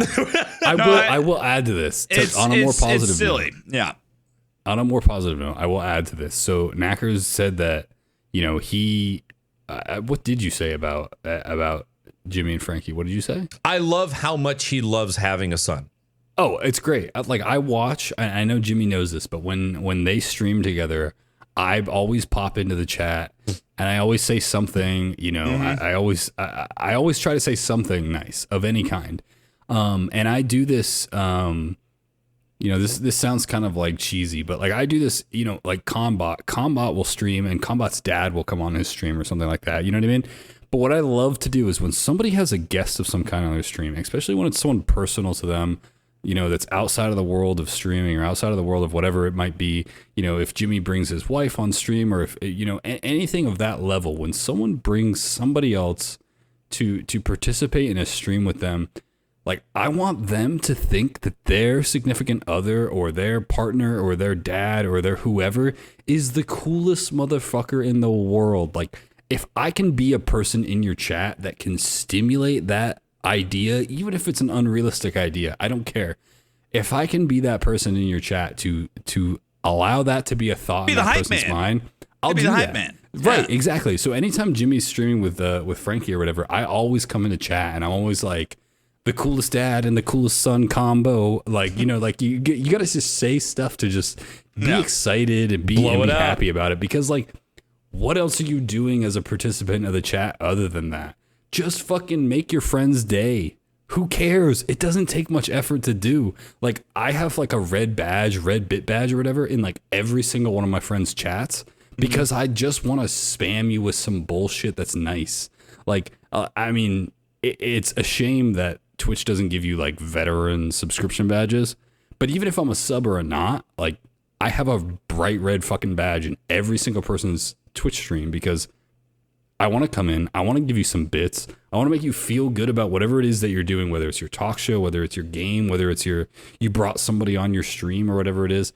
And it takes me fucking 10 seconds and $2 sometimes, or $5, or maybe even $10, who gives a shit, but like, whatever, like, you know, Dogecoin, money's not an issue, but it's like one of those things where like, just do that for your friends. Just, just be that person, because if you're not going to be that person, why are you waiting for the next person to be that person? Just do that yourself, and other people will do that for you. And I'm ranting, but you get my point. I get your point. It's just something that people should do for their friends. I've actually, you know, there was a long period of time where I would just lurk a lot in streams, where like I would always just be watching, but I would always be lurking. And now I've been spending some time in some other creators' channels that are on the small-ish side. And when I say small, I mean anywhere from 0 to like 30 viewers. Like, I consider that like small-ish. Sure. You know, on the verge of breaking into the medium realm, and just being interactive. I think there was a point in time where I forgot what it's like to not have anybody chat. And like, I am lucky enough to where I can start a stream and I can have somebody chatting, not necessarily the same person, even though that happens a lot. Somebody chatting within the first 2 minutes of going live, and somebody chatting when I'm ending stream. That is a fucking privilege to have. Like, out of just, I don't know what happened, but I lost sight of that. And it has given me this burning passion to go in and hang out with other streamers and just chat. Even if I'm doing something, even if I'm working or watching something else, just being interactive in the chat, getting involved in the conversation, like some mild trolling. I think there's such a like a light, fluffy fun about just going in and just trolling like a friend streamer at a certain extent, and just getting in on jokes and just having a good time. And to see people light up is just, it's just one of the greatest things ever. And it's one of the few things where, as a streamer, you get callous to experiences because you've experienced them, right? And you're going through and you've seen the sub bombs and the bits and the hype trains and everything. And well, a great example, but look at somebody like Logic or not Logic, freaking like well, he's not on Twitch anymore, but Dr. Disrespect. You're not gonna get that guy's attention unless it's like $1,000 or more. You know what I mean? Coming across there, because $100, $50, whatever, he sees that shit fly by in a minute. That's not gonna, you know. I mean, in just all actuality, like $5, $10, $15, $20, you can get someone's attention for sure. But the point is still you're spending money to get someone's attention at all. So like, I agree with you, Jimmy. Obviously, you know, like you need to donate some amount of like currency to get these people's attention, and that's not that's not even the point I was trying to make. The point I was trying to make is those people, they get so big, and that there's so many people that are trying to get their attention that they get numb to those things. No, and I understand that. That's all. Yeah, like you get numb to like those big time streamers. I'm like, holy shit, they just got like $400 donations in a little row. I'd be losing my shit. You know what I mean? You know, but to them, it's like, no, it's a fucking Tuesday. Yeah. You know? Yeah. No, I agree with that. So yeah, it's a weird sort of thing. But I know it's happened to me too, because, you know, when I first started and when the sub thing became a thing, you know, I'd be like, fucking lose your shit, you know. Had a sub alert that was 30 seconds long. I can relate. Like, we're gonna milk so it was. I get it, and eventually, as your stream changes over time and things change, you know, you have to make those changes, because that's not a doable thing to have super long alerts or whatever. Right, of course. You look at a lot of the biggest streamers, like they don't even have any audio that people can put in, because it's just gonna get spammed. You know? Yeah. Just get spammed. So that's something I feel like I have a unique position to, like, because, you know, I've always streamed. I've never made any kind of like dive into the deep end of like, I'm a content creator. Look at me, I'm a streamer. Like, I've never made that significant decision of any kind. I've always just kind of streamed or not streamed, like me playing games, whenever. And so I feel like I have a unique position to that for most people, because, you know, I've done that for like 5 years, and I don't, it's not something that I'm like, would I love it to grow? Of course I'd love it to grow, but it's not something that I just like, I put time and thought behind, like, how do I get my channel bigger, or how do I have a larger reach, or a more like frequent audience of X size, or anything like that. Like, I don't give that kind of stuff much thought for me personally. Like, you know, I do that for people that, you know, I do some work for on the side, but I don't do that for myself personally, because it's never been a goal of mine to do that. It's always been a goal of mine to just like if I stream myself playing games, I want to hang out with people. That's basically what I'm asking. It, like, me adding everyone in my Discord and saying that I'm live on Twitch is the same as me adding my whole Discord and saying, I'm in voice chat, come hang out. Like, it's not, hey, I want a viewer count, or hey, I want you to come participate in the, you know, money machine that Twitch is. It's like, I want to play video games with people to talk to and chat with and hang out with right now. It's not a advertisement of, hey, go watch my content right now. It's like, I want people to come hang out. That's what it is. And it's kind of weird because, you know, everybody can write off, anybody that isn't some significant level of streamer can write off every stream as, oh, this is just a chill stream, or, oh, this is just the, you know what I mean? People love to do that, where, you know, maybe their viewer count's not what they think it is. And like, oh, we're just having a chill stream tonight. It's like, you're kind of just like making fun of yourself when you say stuff like that.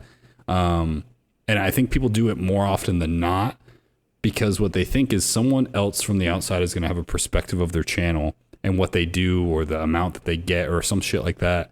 And not realize that, like, hey, you know, this can be just as fun whether there's 2 of us here, 3 of us here, 10 of us here, 40 of us here. And I think that's like the weird part of streaming is they, and I say they, like the Bezos, the platform that you're on, they want you to be obsessed with your numbers, because if you are obsessed with your numbers, you're going to improve their numbers for them. And you can just kind of enjoy it just to enjoy it. And that sounds so cheesy to a lot of people, and that sounds so kind of like easy way out of not being a successful person at it. But like, success is person to person. So you can't really tell me my stream's not successful. If I perceive it to be successful, then it's successful. And I think a lot of people just lose sight of that part of it. You lose sight of it very quickly. So like, when I first started streaming, it was back in like 2017, and like the go-to game was like PUBG. And every single time I streamed PUBG was exciting as fuck. And my whole chat would be like on the edge of their seat, like, what's going to be the result of this match? But like, now if I try to play any kind of like just BR in general, my whole chat would be like, don't really care. Like, Wally could get a 40 bomb this game and nothing's going to change in the activity of the chat right now, because that's not why they're there. And that's like something that people need to realize themselves. And that's neither here nor there. But it's one of those weird things where if you don't appreciate every single little thing that happens in your stream, you've lost sight of it. Nobody else lost sight of it. You're the person that needs to set a value to that. So if someone donates, someone subscribes, you don't need to just bubble up and react like you're a TV host and be like, oh my God, wow, I have a subscription, blah, blah, blah. Like, you don't need to do that. What you need to do is be genuine in the fact that you appreciate that. And I think that's the part that people slip up on. It's not, oh, my stream makes $100 a month now and my stream makes $1,000 a month now. It's like, do you care about $100 a month versus $1,000 a month from you just playing video games with your friends? It's a weird question to ask yourself, but if you can commit to one or the other, I know this is a little ranty, but genuinely, if you can say, no, that doesn't make any difference to me, that's the big, huge kicker between how you perceive what happens in your channel, the amount of chat, the amount of donations, the et cetera, et cetera. Well, I think for the most part, when people see streaming from the outside, the big picture from outside perspective is, I want to play the game that I want with the friends that I love and have a full chat and make money. Like, that is the dream for people who want to stream on Twitch. Is right. I want those 4 things. When in reality, the reason to stream should be a lot different than that. You know, like, I'm not gonna lie. When I was really trying to be like a successful streamer, yeah, I would see people with popping off chats, playing games that they love, just having a good time. And I mean, you know, 4 or 5 years ago, you could just stream and have fun and make money on Twitch. Maybe not necessarily like a full-time wage or anything, but it was easy, not easy. It was possible to get to that level. Whereas nowadays, that's just not, it's not going to fucking happen unless you're already established. So yeah, I 100% agree with you there. Yeah, I was, it's a difficult thing to do. Twitch is a whole different, I feel fortunate that I started streaming when I did in 2015 because it was time for me to kind of build a community of people that keep coming back around. And that's so much harder to do now. I also feel fortunate that I didn't get shoehorned into playing just one game type because I can play whatever I want to play and people are still going to show up. You know what I mean? There's some games that are more popular and things that I do that are more popular than others, sure, but it doesn't really affect me too much. Game choice is not a, you know, it's not a deal breaker like it can be for some streamers. You know what I mean? Sure. So it's interesting though. Twitch is a changing landscape for sure, and it's going to be interesting to see. But I agree with you. People that if economic reasons are the main reasons you're streaming, then you're doing it for the wrong reasons. I mean that's something that's been said more than one time on this podcast. You know? I would add to that, and I would say if economic reasons are the reason you're doing it, I wouldn't say that's the wrong reasons. I would just say that you need to keep that in mind depending on whatever happens to your channel, because a lot of people lose sight of why they originally streamed. And for a lot of people like us, and I know I speak for all 3 of us here, and you can correct me if I'm wrong, but like we started streaming because we liked the idea of streaming. We saw other people's chats in their communities and things, and the idea of playing video games and being able to talk with people and hang out with people was superseded to whatever other reasons there might have been originally. But I think if you're the type of person that, hey, I want to stream because I want to make some money, keep that close to the chest as the reason why you're doing it, because when that doesn't happen, you need to understand where you're at and what you're doing. And, you know, if that does happen, great. You get to make money by doing what you wanted to do to make money. But, you know, I think people need to be true to the reason why they did it originally instead of where they reacted to it at a certain point. Because for us, I know the 3 of us, and again, correct me if I'm wrong, we did it. And when money started coming in, it was like, this is weird. This is something that some kind of monetary support comes from. That's strange. And you kind of adapt a little bit when that happens. And for some people, that's their goal from the beginning, even when that doesn't happen for months or weeks on a time when you're a brand new streamer. So I think it just all comes down to whatever you wanted to do from the very beginning. You need to keep that really conscious while you do it. because I think a lot of people forget that. And it's okay to like the money part of streaming. You can do that. Yeah, nothing wrong with that. And that's, just don't forget that's why you did it. Right. And that's the only part that I want. Let me rephrase then, because Go ahead. My point with money was simply, if the main purpose for you streaming is to make money, it's probably not going to work out. I don't think I've met anyone. It's not a good way to go about it. I have not met a single person on Twitch when asked that I thought was a successful person, that when asked, why did you start streaming, they said to make money. Now, again, I'm sure that it's still, maybe that was what their one of the driving factors was, but shit, man, that I don't know. Streaming, the whole point of streaming is the community aspect for the vast majority of people that are streaming. So if you're not about community, you're gonna have a hard time. You're gonna have a hard time, man. I'm gonna grab a drink. Keep going. Yep, go for it. You're good. No, and I think, Jimmy, I know that we both agree that we love streaming, but also, having this hobby pay for itself is awesome. It is fucking awesome to have income that is dedicated to buying games and hardware and software, and like, subbing for me doesn't come out of my pocket. My streaming revenue is what I use to sub to other streamers. It goes in and it goes out.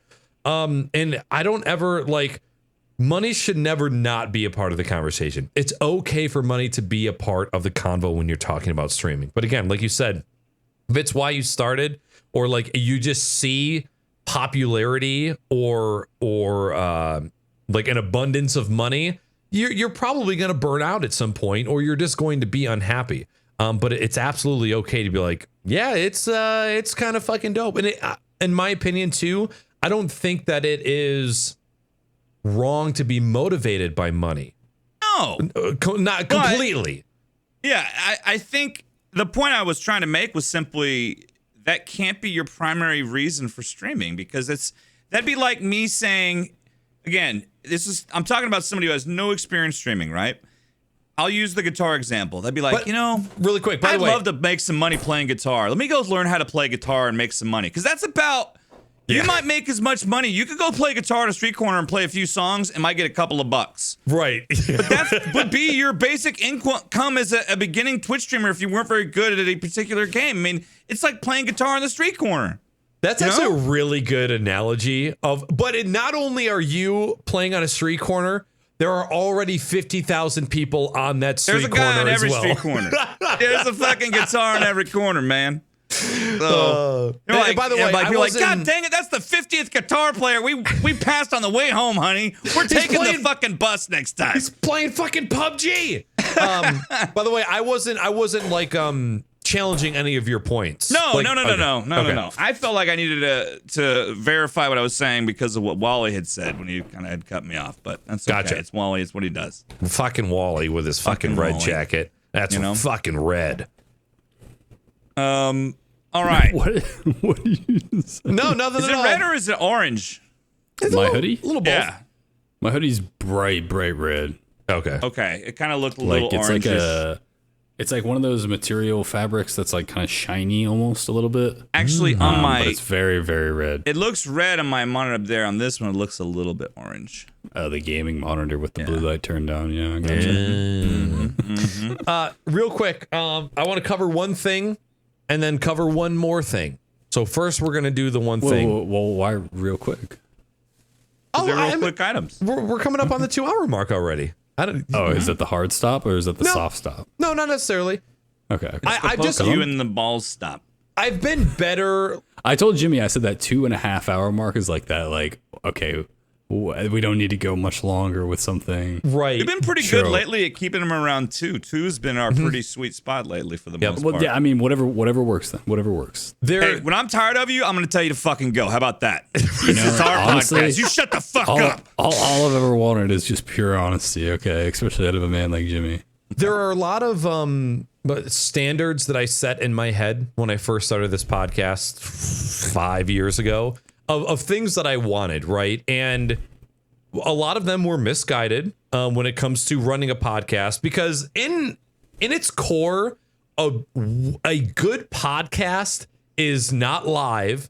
It is edited and it is produced. Like there is like, it's not just an off the cuff thing all the time. So this is like barely a podcast. And one of the things when I started was I don't ever want to worry about time. Like if we're going, we're just going to fucking go.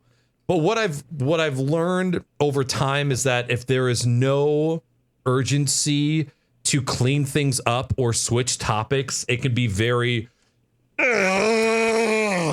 for a listening experience. I agree with that. And so I've tried to do a little bit better of a job to curb the conversations a little bit, go on to the next topic. And of course, like I have been watching that we haven't gotten any questions tonight. And so I'll let conversations go a little bit longer if we don't have questions. Wait, but we can stoke chat to ask questions. Chat, you can type !Q space any question you want, and we'll answer that question at the end of the podcast. But now it's fake. Now chat. But that's not fake. That's the truth. You've had 2 hours to put in questions. It's too fucking late now. Knackers, even the promo I did in my Discord includes you can ask questions. Yep. We're just not smart enough. No. I mean, I think there's times where people want to ask questions. People don't want to ask questions. Like when we're just running shit, like we're running shit right now, it makes sense that nobody's asked a question yet because they've been entertained the whole time. The only time I ever really want to ask a question is when I'm like, yeah, these topics they're talking about, snooze, resident sleeper. Let me bring up a different topic here, okay? We're that and good. So like, it's different when you have a guest on too. Like when it's me and Jimmy, this is us just kind of chit chatting and pretending like chat cares about our opinions about things. But in all honesty, like it makes sense for questions and it makes sense for no questions where. I'm a constant viewer of the Crocs and Hot Pockets podcast. Number one, it's a podcast, whether Knackers says so or not. And number two, it's probably the most listened to podcast of mine of any quote unquote podcast. So, Knackers can deny his own, authenticity as much as he'd like, but that's just not true. So, dude, fucking blow air into my pussy. I love it. I'm not even blowing air into your pussy, dude. Okay, I'm blowing air straight into that pussy right now. Okay. Questions are rolling in now. Let's move on. All right, let's move on. Actually, this was. Oh wait, hold on. Jimmy's holding this. Okay, go ahead. Back in late June, I saw a tweet that I completely forgot about, and it was titled, "Twitch is experimenting with new chat interaction tied to bits and cheering." This is cheering with an image, cheering and being able to change the message size, or cheer rain, which I'm not exactly 100% what that is. But it seems that they are testing the G. being able to include an image with your cheer. Now, I'm going to assume that this is going to be from a predetermined list of images, now that you can just upload whatever image you want. Otherwise, you'd be getting all kinds of peen on there, man. Right. But think about like wieners. A full chat animated image of either you or an animated emote that you have, just being able to fucking blow it up. Cool. Yeah. Second option, being able to change the message size. So you're basically just taking your normal pussy font and expanding it into some big, bold, beautiful font, as you guys can see on the screen right here. And then the third one, the the bit rain. Oh, okay. So it's actually making the bits rain on the chat. It's fucking making it rain on them hoes. What are your guys' first impressions on these tests or additions to bits, possibly?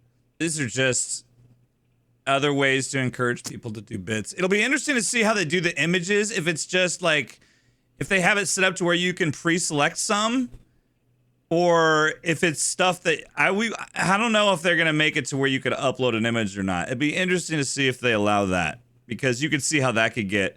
But I mean, it would probably, I imagine if you had an image, it would just be for your own channel. So you'd be screwed anyway. You know what I mean? Because the image is something you provided. So if it's against terms of service, So if they had something where you could provide an image, shit, that'd be kind of cool, man. Yeah. Because you could have a couple different images that kind of fit whatever someone's going for. And the rain, something that's no big deal, whatever. And then what was the other one? The rain reminds me of the of message size. Okay, who gives a fuck?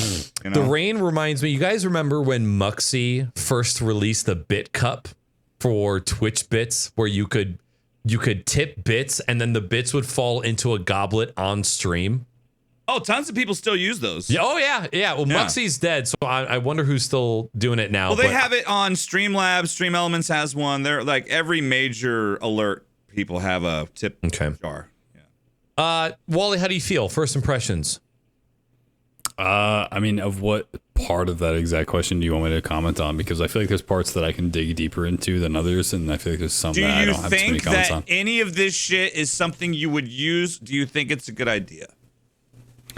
I think the weird thing with Twitch, and I think one of the things they struggle with, is not understanding that there is a certain type of user that does things different than other users.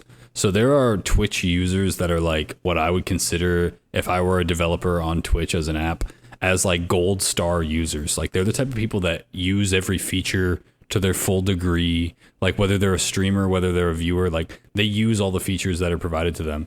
But there are a lot of people that exist on Twitch that don't really care. There's a lot of people on Twitch that just watch the stream, they talk and chat, they subscribe, like bare minimum. And that's a huge portion of their user base. And I think it's something that they tend to forget all the time, is that their user base is not this like, you know, perfect user base where they're going to flex the ability of all the features that you implement and do all these things or participate in all the microtransactions that you want to embed into your website. Twitch is not that type of a platform. Twitch is, you know, probably contributed, you know, a quarter by purely troll accounts or alt accounts. Like there's a certain degree where they need to realize, you know, we can keep implementing features, but how many people are really going to use these things? You know, so they should cater more towards making more features for the streamer, making more features for the creator, than caring too much about making that many features for the viewer itself. And that sounds probably a little bit discriminatory against someone that's a lurker or someone that's just a viewer in general. But I think that's really what they should focus on, because there's the people that make you money, there's the people that spend the money, and the people that spend the money are really just doing that in the most rudimentary way possible that they've already provided. No one's really trying to exercise all these random extra features to do that. So did you like them? No, I don't think it's that helpful is what I'm saying, basically. All right. I just think the only one that's good is the picture one. The picture one I can see being cool. The idea of it is great. The idea behind it, you know, evolving Twitch chat to this thing beyond just text messages and things like that is a great idea. So you don't like it. But it just isn't going to go far. It's not going to... No, I don't. It's just so it's not going to go as far as the thing. You don't like it? I think it's not worth their time to make or do or manage or moderate. So you don't like it? No. I am not for images in Twitch chat. The reading Twitch chat is my gateway into interaction with the community, and images just push more things into the fucking ether that I'm too dumb to be able to keep up with. Like keeping up with chat is hard enough for me, and I don't know if this is ODD? OCD? OCD? That's ADHD. Let me tell you that. Odd indeed. OCD, to where I have to read all chat and I will get backed up on chat just interacting with people and catching up, and that's my own fucking problem. I can't do that anymore, dude. I just if it gets too fast, and I just let it go, because if I try and catch up, I'll never fucking catch up. Right. I'll tell you as a viewer too, when people are way behind in chat, even if you're keeping up with every chat message, it makes me feel like a deprecated experience. Like, even if you read my own message from 15 minutes ago, I don't want you to read my message from 15 minutes ago. Just skip that fucking shit. Just read the message from, you know, XYZ dude from fucking 10 seconds ago. And of course, you know, you're trying to make that level playing field, and you get some people, they spend time, they'll write out a well-crafted message that gets overthrown by Becky's 3-month resub notification. You know what I mean? Or Tom Chambers spamming animated emotes. It goes emotes. off like right after the message, and then people are like, hype, and then all of a sudden your message that you just spent 2 minutes typing out is just gone. You know? And then this is the part that some people do. And I've had people get mad at me because they're like, you didn't read my message. I'm like, dude, have you seen how fast this fucking chat room is going? I mean, I'm sorry. I can't relate. My chat doesn't move. No, but you've had moments. I'm sure you've had moments when you've been streaming, because I've watched your stream plenty of times, and there's been times when shit's going on, and it's going quick enough. Oh yeah, I just don't care. I don't care. No, you don't care. Yeah. If it goes, it goes. Like, it's a message. It's a chat. It's like exactly. It's not like there's no guarantee that the streamer has to read what you said. Every single chat message cost every person $1, I would read it all for sure. But if it costs you nothing to send me the chat a couple times and maybe my mods ban you, they're like, you're spamming, but he's not answering the question. It's like, well, that's just, that's a bummer. Yo, I almost did a Knackers today. What does that mean? And got into some fucking some Twitter beef? Little bit of beef that was going on. Knackers does that? Hold on, let me put notifications on. Let me turn them on. Why is that a Knackers? Because you do that a lot. You even have a thing that you talk about. Am I fucked up? And it's usually about you getting into it with somebody else on social media. Okay, but that's not a common. That's like an every once in a while thing. Okay, well, anyway, I never do it. Okay, I never do it. Almost never. And I didn't today, but I almost did, because I wanted to comment on somebody's thing that said, hey, streamers, and there was a bunch of people that were commenting on it. The question was this. Someone had posed, a streamer on Twitter posted this question. And they said, is it okay to ban someone if they're annoying?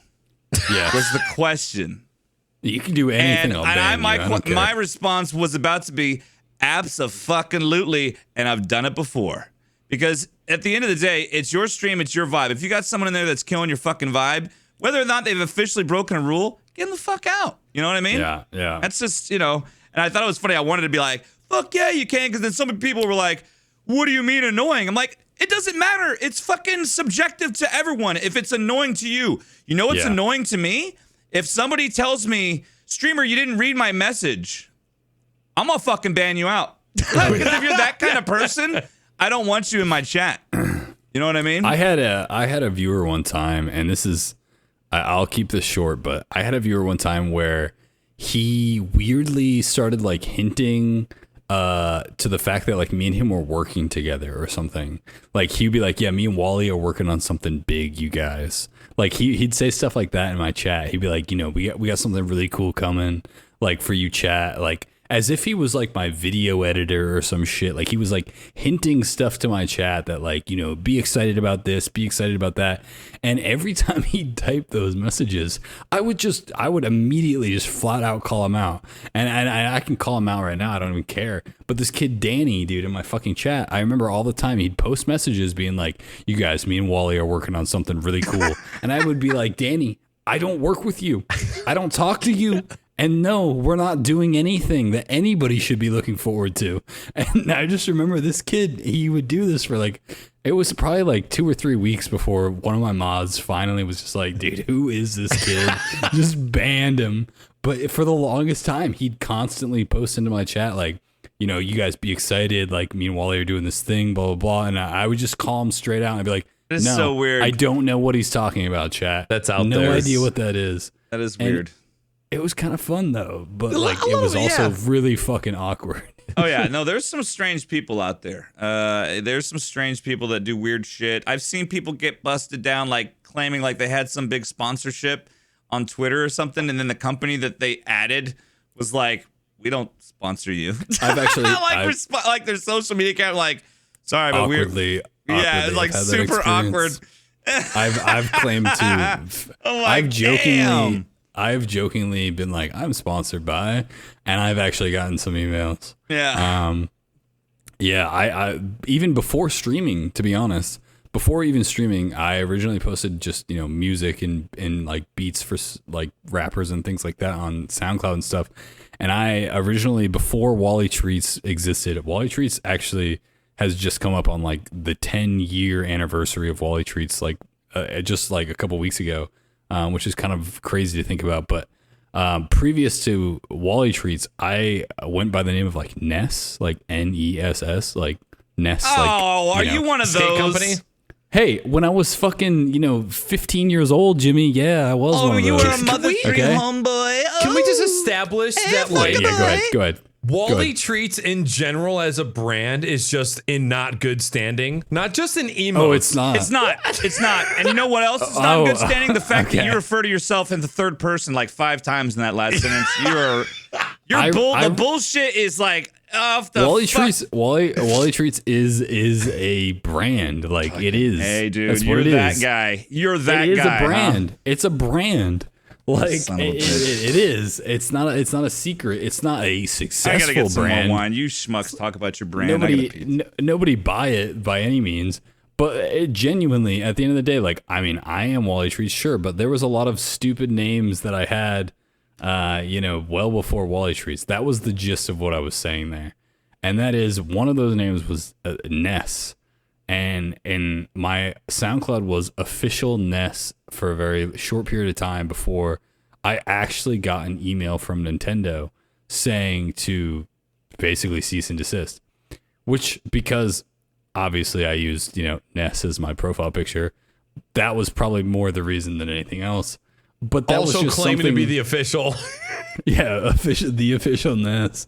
But that was something that I had never experienced. And then when I started streaming a local mom and pop like grocery store next to me in Boulder, Colorado, when I lived in Colorado, when I first started streaming, they had bought like pallets and pallets of Dasani, and nobody bought Dasani for some reason from their store. Good, because it's trash. It's terrible. It is. But let me hear me out here.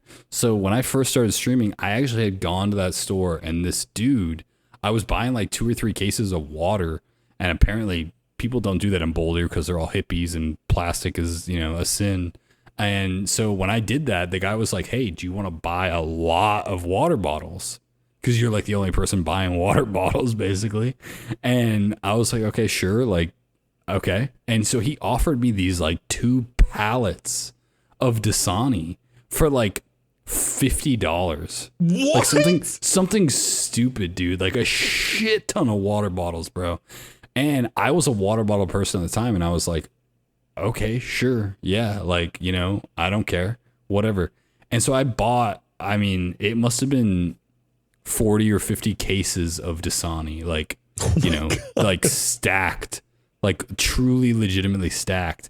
And so when I first started streaming, those of who may or may not be in chat or whatever, but those of you that know my stream from the very beginning, we jokingly like said that we were sponsored by Dasani all the time.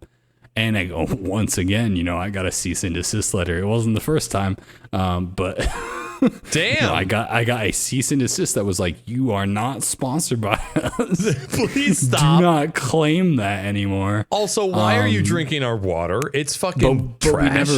We never learned our issue. We kept faking dumb shit like that because it was just fun. Like, it was between me and my community as a joke more so than like claiming something, you know what I mean?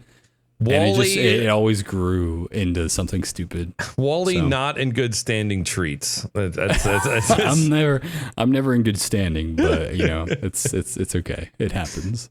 Well, hey, let's bounce into some okay, we're going to bounce into some question and answer super quick. First question, because I'm skipping Jimmy's. What's your least favorite religion and political party? Have to answer. Have to answer. Yep. All right, I guess I'll go first now that I responded. Probably Jehovah Witnesses. Just the scum of the earth. They're just the worst they could possibly even ever be in the world, dude. Amen. Like, there's religion, and then there's, just shotgun buckshotting religion down other people's mouths. And that's, Jehovah Witnesses. And really, if you're a Jehovah Witness and you're watching this, you're like, well, I don't agree with that. I don't agree. I don't care. There's no way there's a Jehovah's Witness watching this right now. I will say at least one. When I had my I had one of my TikToks go viral, there were a lot of people that also were ex Jehovah's Witnesses that had chimed in. Yeah. I'm like, no shit. Okay. Well, you found the right group there. Their algorithms work. All right, political party. Come on, make it political. Political party. That was a part of the question. Yeah, religion and political party. Unless you want to converge them. No. I'm totally cool. I have a huge penis, so I'm really confident. I can really say whatever I want at this point. People that are political in any way, just chill the fuck out. No one cares that much. Like if your thing that you're really big on affects people's civil fucking rights, then yeah, let's all be big on that. Like I'll get fucking rock hard for that too. But if it's not, then chill. No one cares. If it's not about someone's civil rights, if it's not about like a woman's right to do whatever the fuck she wants, if it's not about, people that are of any differential, like outside of the norm ability to do whatever they want to do, then no one cares. But if it's about those two things, I'm right fucking there, dude. I'll hold the fucking sign for you. I don't really care. I want people to be able to do whatever the fuck they want to do, because one day, or if someday I'm that person, or my daughter's that person, or my son's that person, or my kids, my offspring of any kind. I don't care if my offspring of any kind wants to be whatever the fuck they want to be. They can do whatever the fuck they want to do.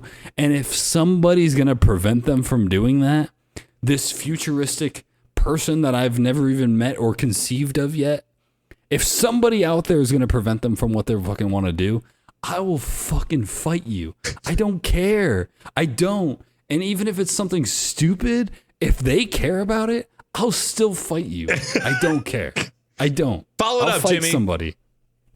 I'll fight. Least favorite religion, probably Catholics, because of the kid diddling and the kid diddling. The killing of kids. What about the Jehovah's Witnesses, bro? I What want to about go ahead them? and throw the Catholics under a bus. Sorry, Catholics. Doesn't mean I hate you. I just hate your religion.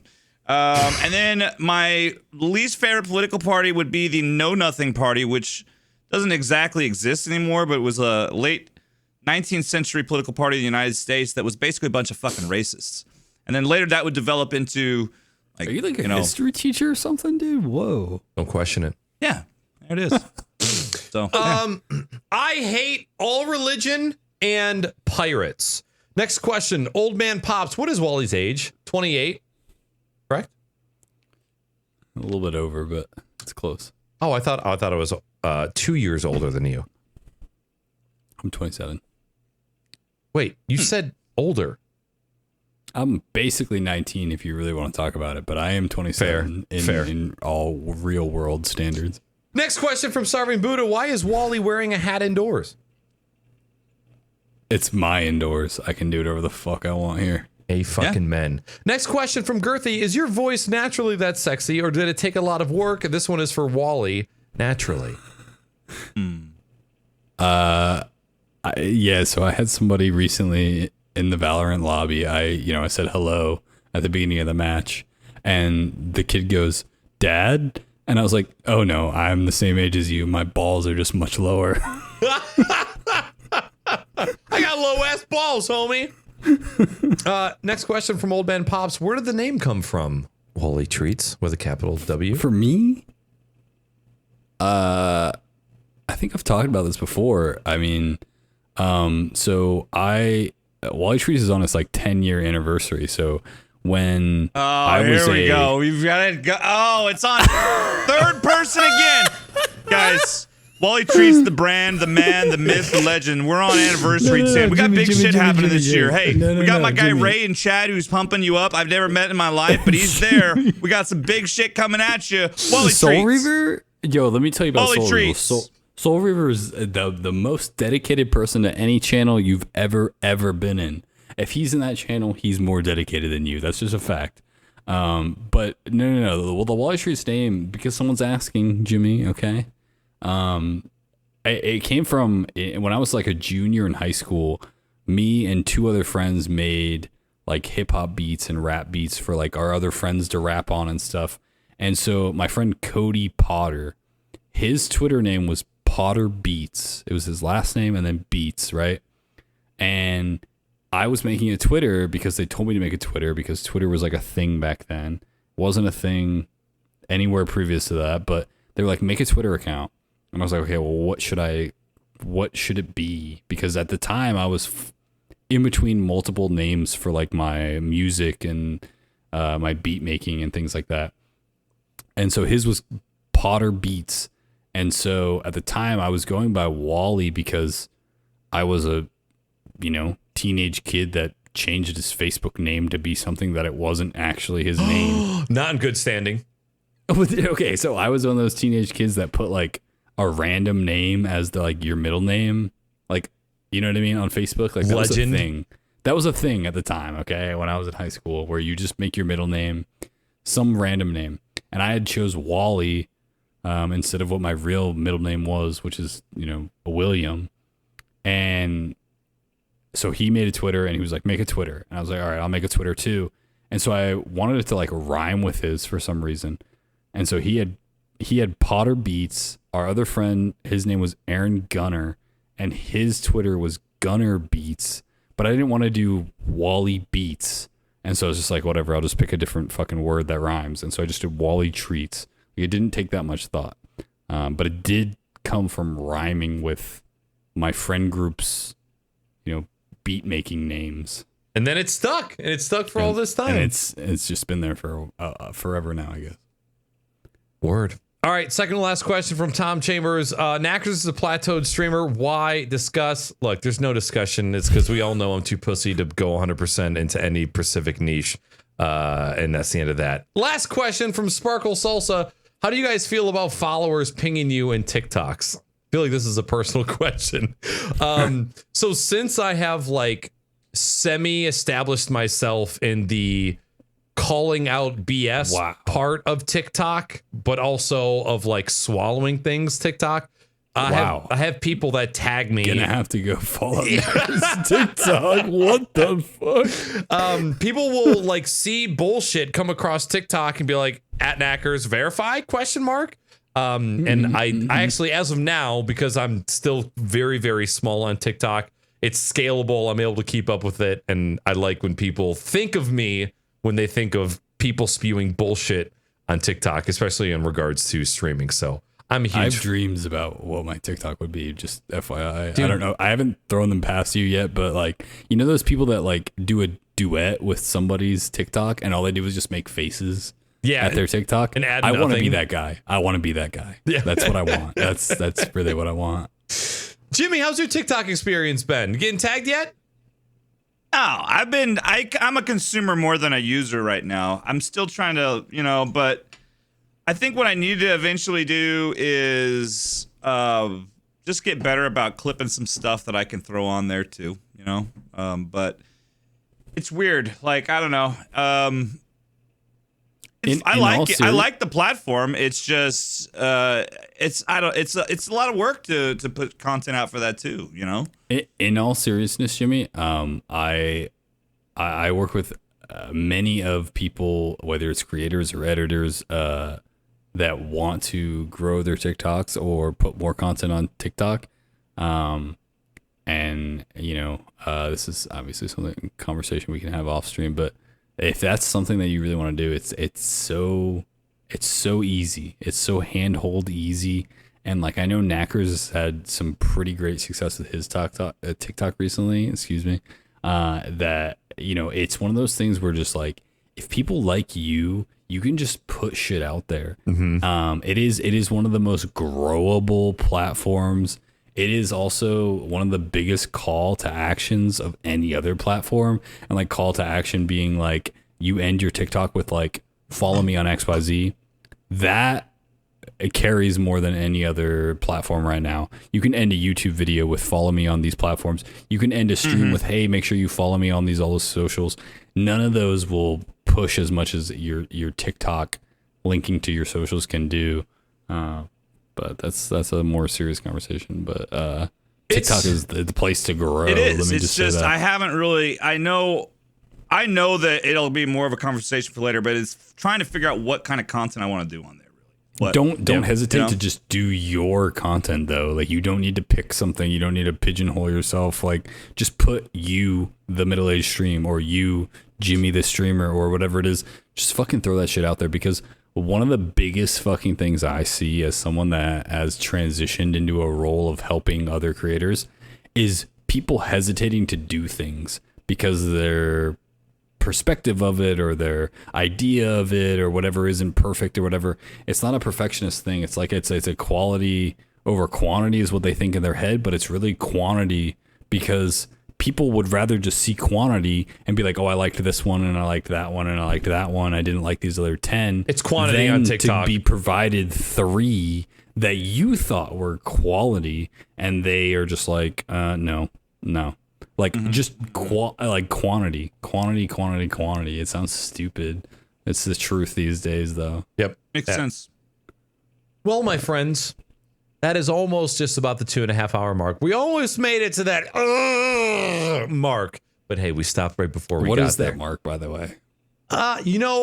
I've had podcasts recently go 2.5 hours, and even at that 2.5 hour mark, I've wanted to continue going because there are times when I do these podcasts where 2 hours is not enough, and that is a selfish perspective. 2.5 hours is enough for the people that are watching, but for me, desiring to have a deep conversation, like a deep, insightful conversation with somebody, 2 hours just isn't enough, especially when it's 2 hours every like 6 months, you know? Of course not, yeah. So, but tonight was a fantastic episode, Wally. I very much appreciate you coming through and hanging out with Jimmy and I and filling the shoes of Bishop. You did a fantastic job. So if you have anything to throw out there as far as selling yourself, any social medias that you want to throw out, anything that you have coming up, now's the time.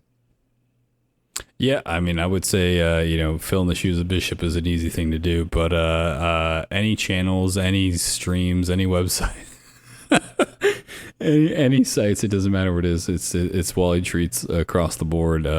If anybody's interested in my terrible opinions and my skewed perspectives of a certain specific upbringing of an absolute, perfect kind, then you feel free to follow me. But it's Wallytreats on everything. And if you've watched this stream so far and you've been like, wow, I like that guy, then go ahead and just type in Wallytreats on whatever platform you use the most. If not, then don't worry about it. And I hope you enjoyed Knackers' podcast, and I hope you enjoyed Jimmy's time and his privilege of being around with him, because he's one of the nicest people I've ever met. Besides that, that's really all I have to say.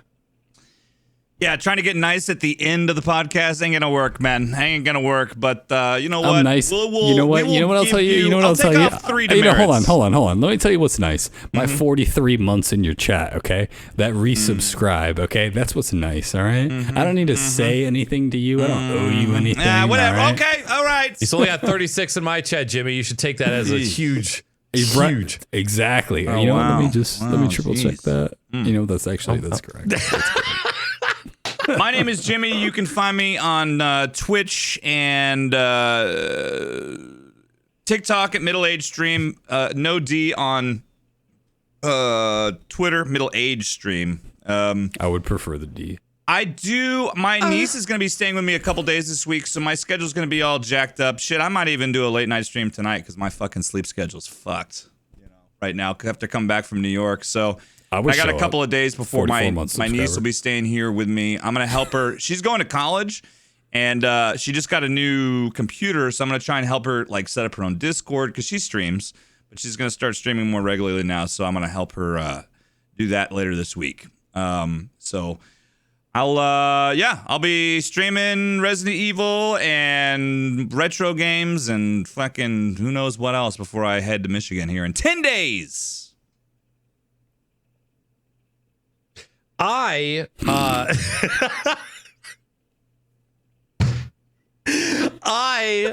can find me on Knackers with 3 A's on Twitter, Instagram, and TikTok. You guys can find me pretty much everywhere on YouTube as well. There will be a podcast next Sunday. However, in 2 weeks, Jimmy will be here in my house, and there is going to be a podcast. That is all that I'm going to say. Jimmy will be here, and there will also be a Crocs Not Pockets podcast. It may or may not. In exactly 2 weeks. In exactly 2 weeks from now. Roger. So if that tells you anything about it being a special event in any capacity, you didn't hear it from me, you heard it from Jimmy. And as Jimmy always says, Thank you guys so much for checking out this episode of the Crocs and Hot Pockets podcast, episode 159. Next episode is 160. We're 40 away from hitting that 200 mark. That's absolutely fucking insane. And then just as a heads up, after the podcast next week, we are going to be on a week break from streaming, except for the podcast. Can I ask you something, Nick? Zoinks! Okay. So you do this, like, pickle knackers after night type thing, right? Every now and again on your channel. Why does it remind me so much of like Bobby Poff's channel? I don't know what that is. You don't know who that is? Mm-mm. What's the name? Okay, Bobby perfect. What? Bobby Poff. Like Bobby, like double BYPOFF. Is he a Warzone player? Yeah. I've seen him on TikTok. He's angry all the time. I thought there were 3 B's in He's Bobby. not angry all the time. He's the same as you, where he's just like energetic all the time. You said double B? You know what I mean? Don't know how to fucking spell? He'll scream. Is it B-O? Bobby There's Poff. 3 B's in Bobby, by the way. There's 6 B's? How many did you say? 3. 3. 4? B-O-B-B-B-B-B-Y? That doesn't make much sense.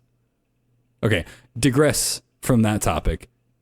There's a certain thing about your pickle Nick at Night thing that is that same level of energy of his, where it's just like this aggro energy that's incredibly entertaining, to say the least. Okay, we call that big dick energy. Okay, yeah, big in case energy, you don't baby. know, it's called big dick energy, or big Nick energy in this case, or big pickle energy in this case. I would relate, but I don't have the energy, just the penis. So. 6-hour streaming sessions of Pickle Nick and Call of Duty are so fucking fun, and I'm hoping that I can get that same energy out of the newest Battlefield when it comes out, because I'm very excited for that game. I hope so. All right, everybody, thank you so much for hanging out with us for the podcast. Again, we'll see you guys next week for episode 159. Jimmy, you said you might go live, so if it's anybody who enjoyed his wonderful face, you're not going to see it if you go to his stream, but you might still have a good time. So be sure to check him out. And thank you guys for being here. All right, everybody say goodbye. Goodbye. Thanks for having me.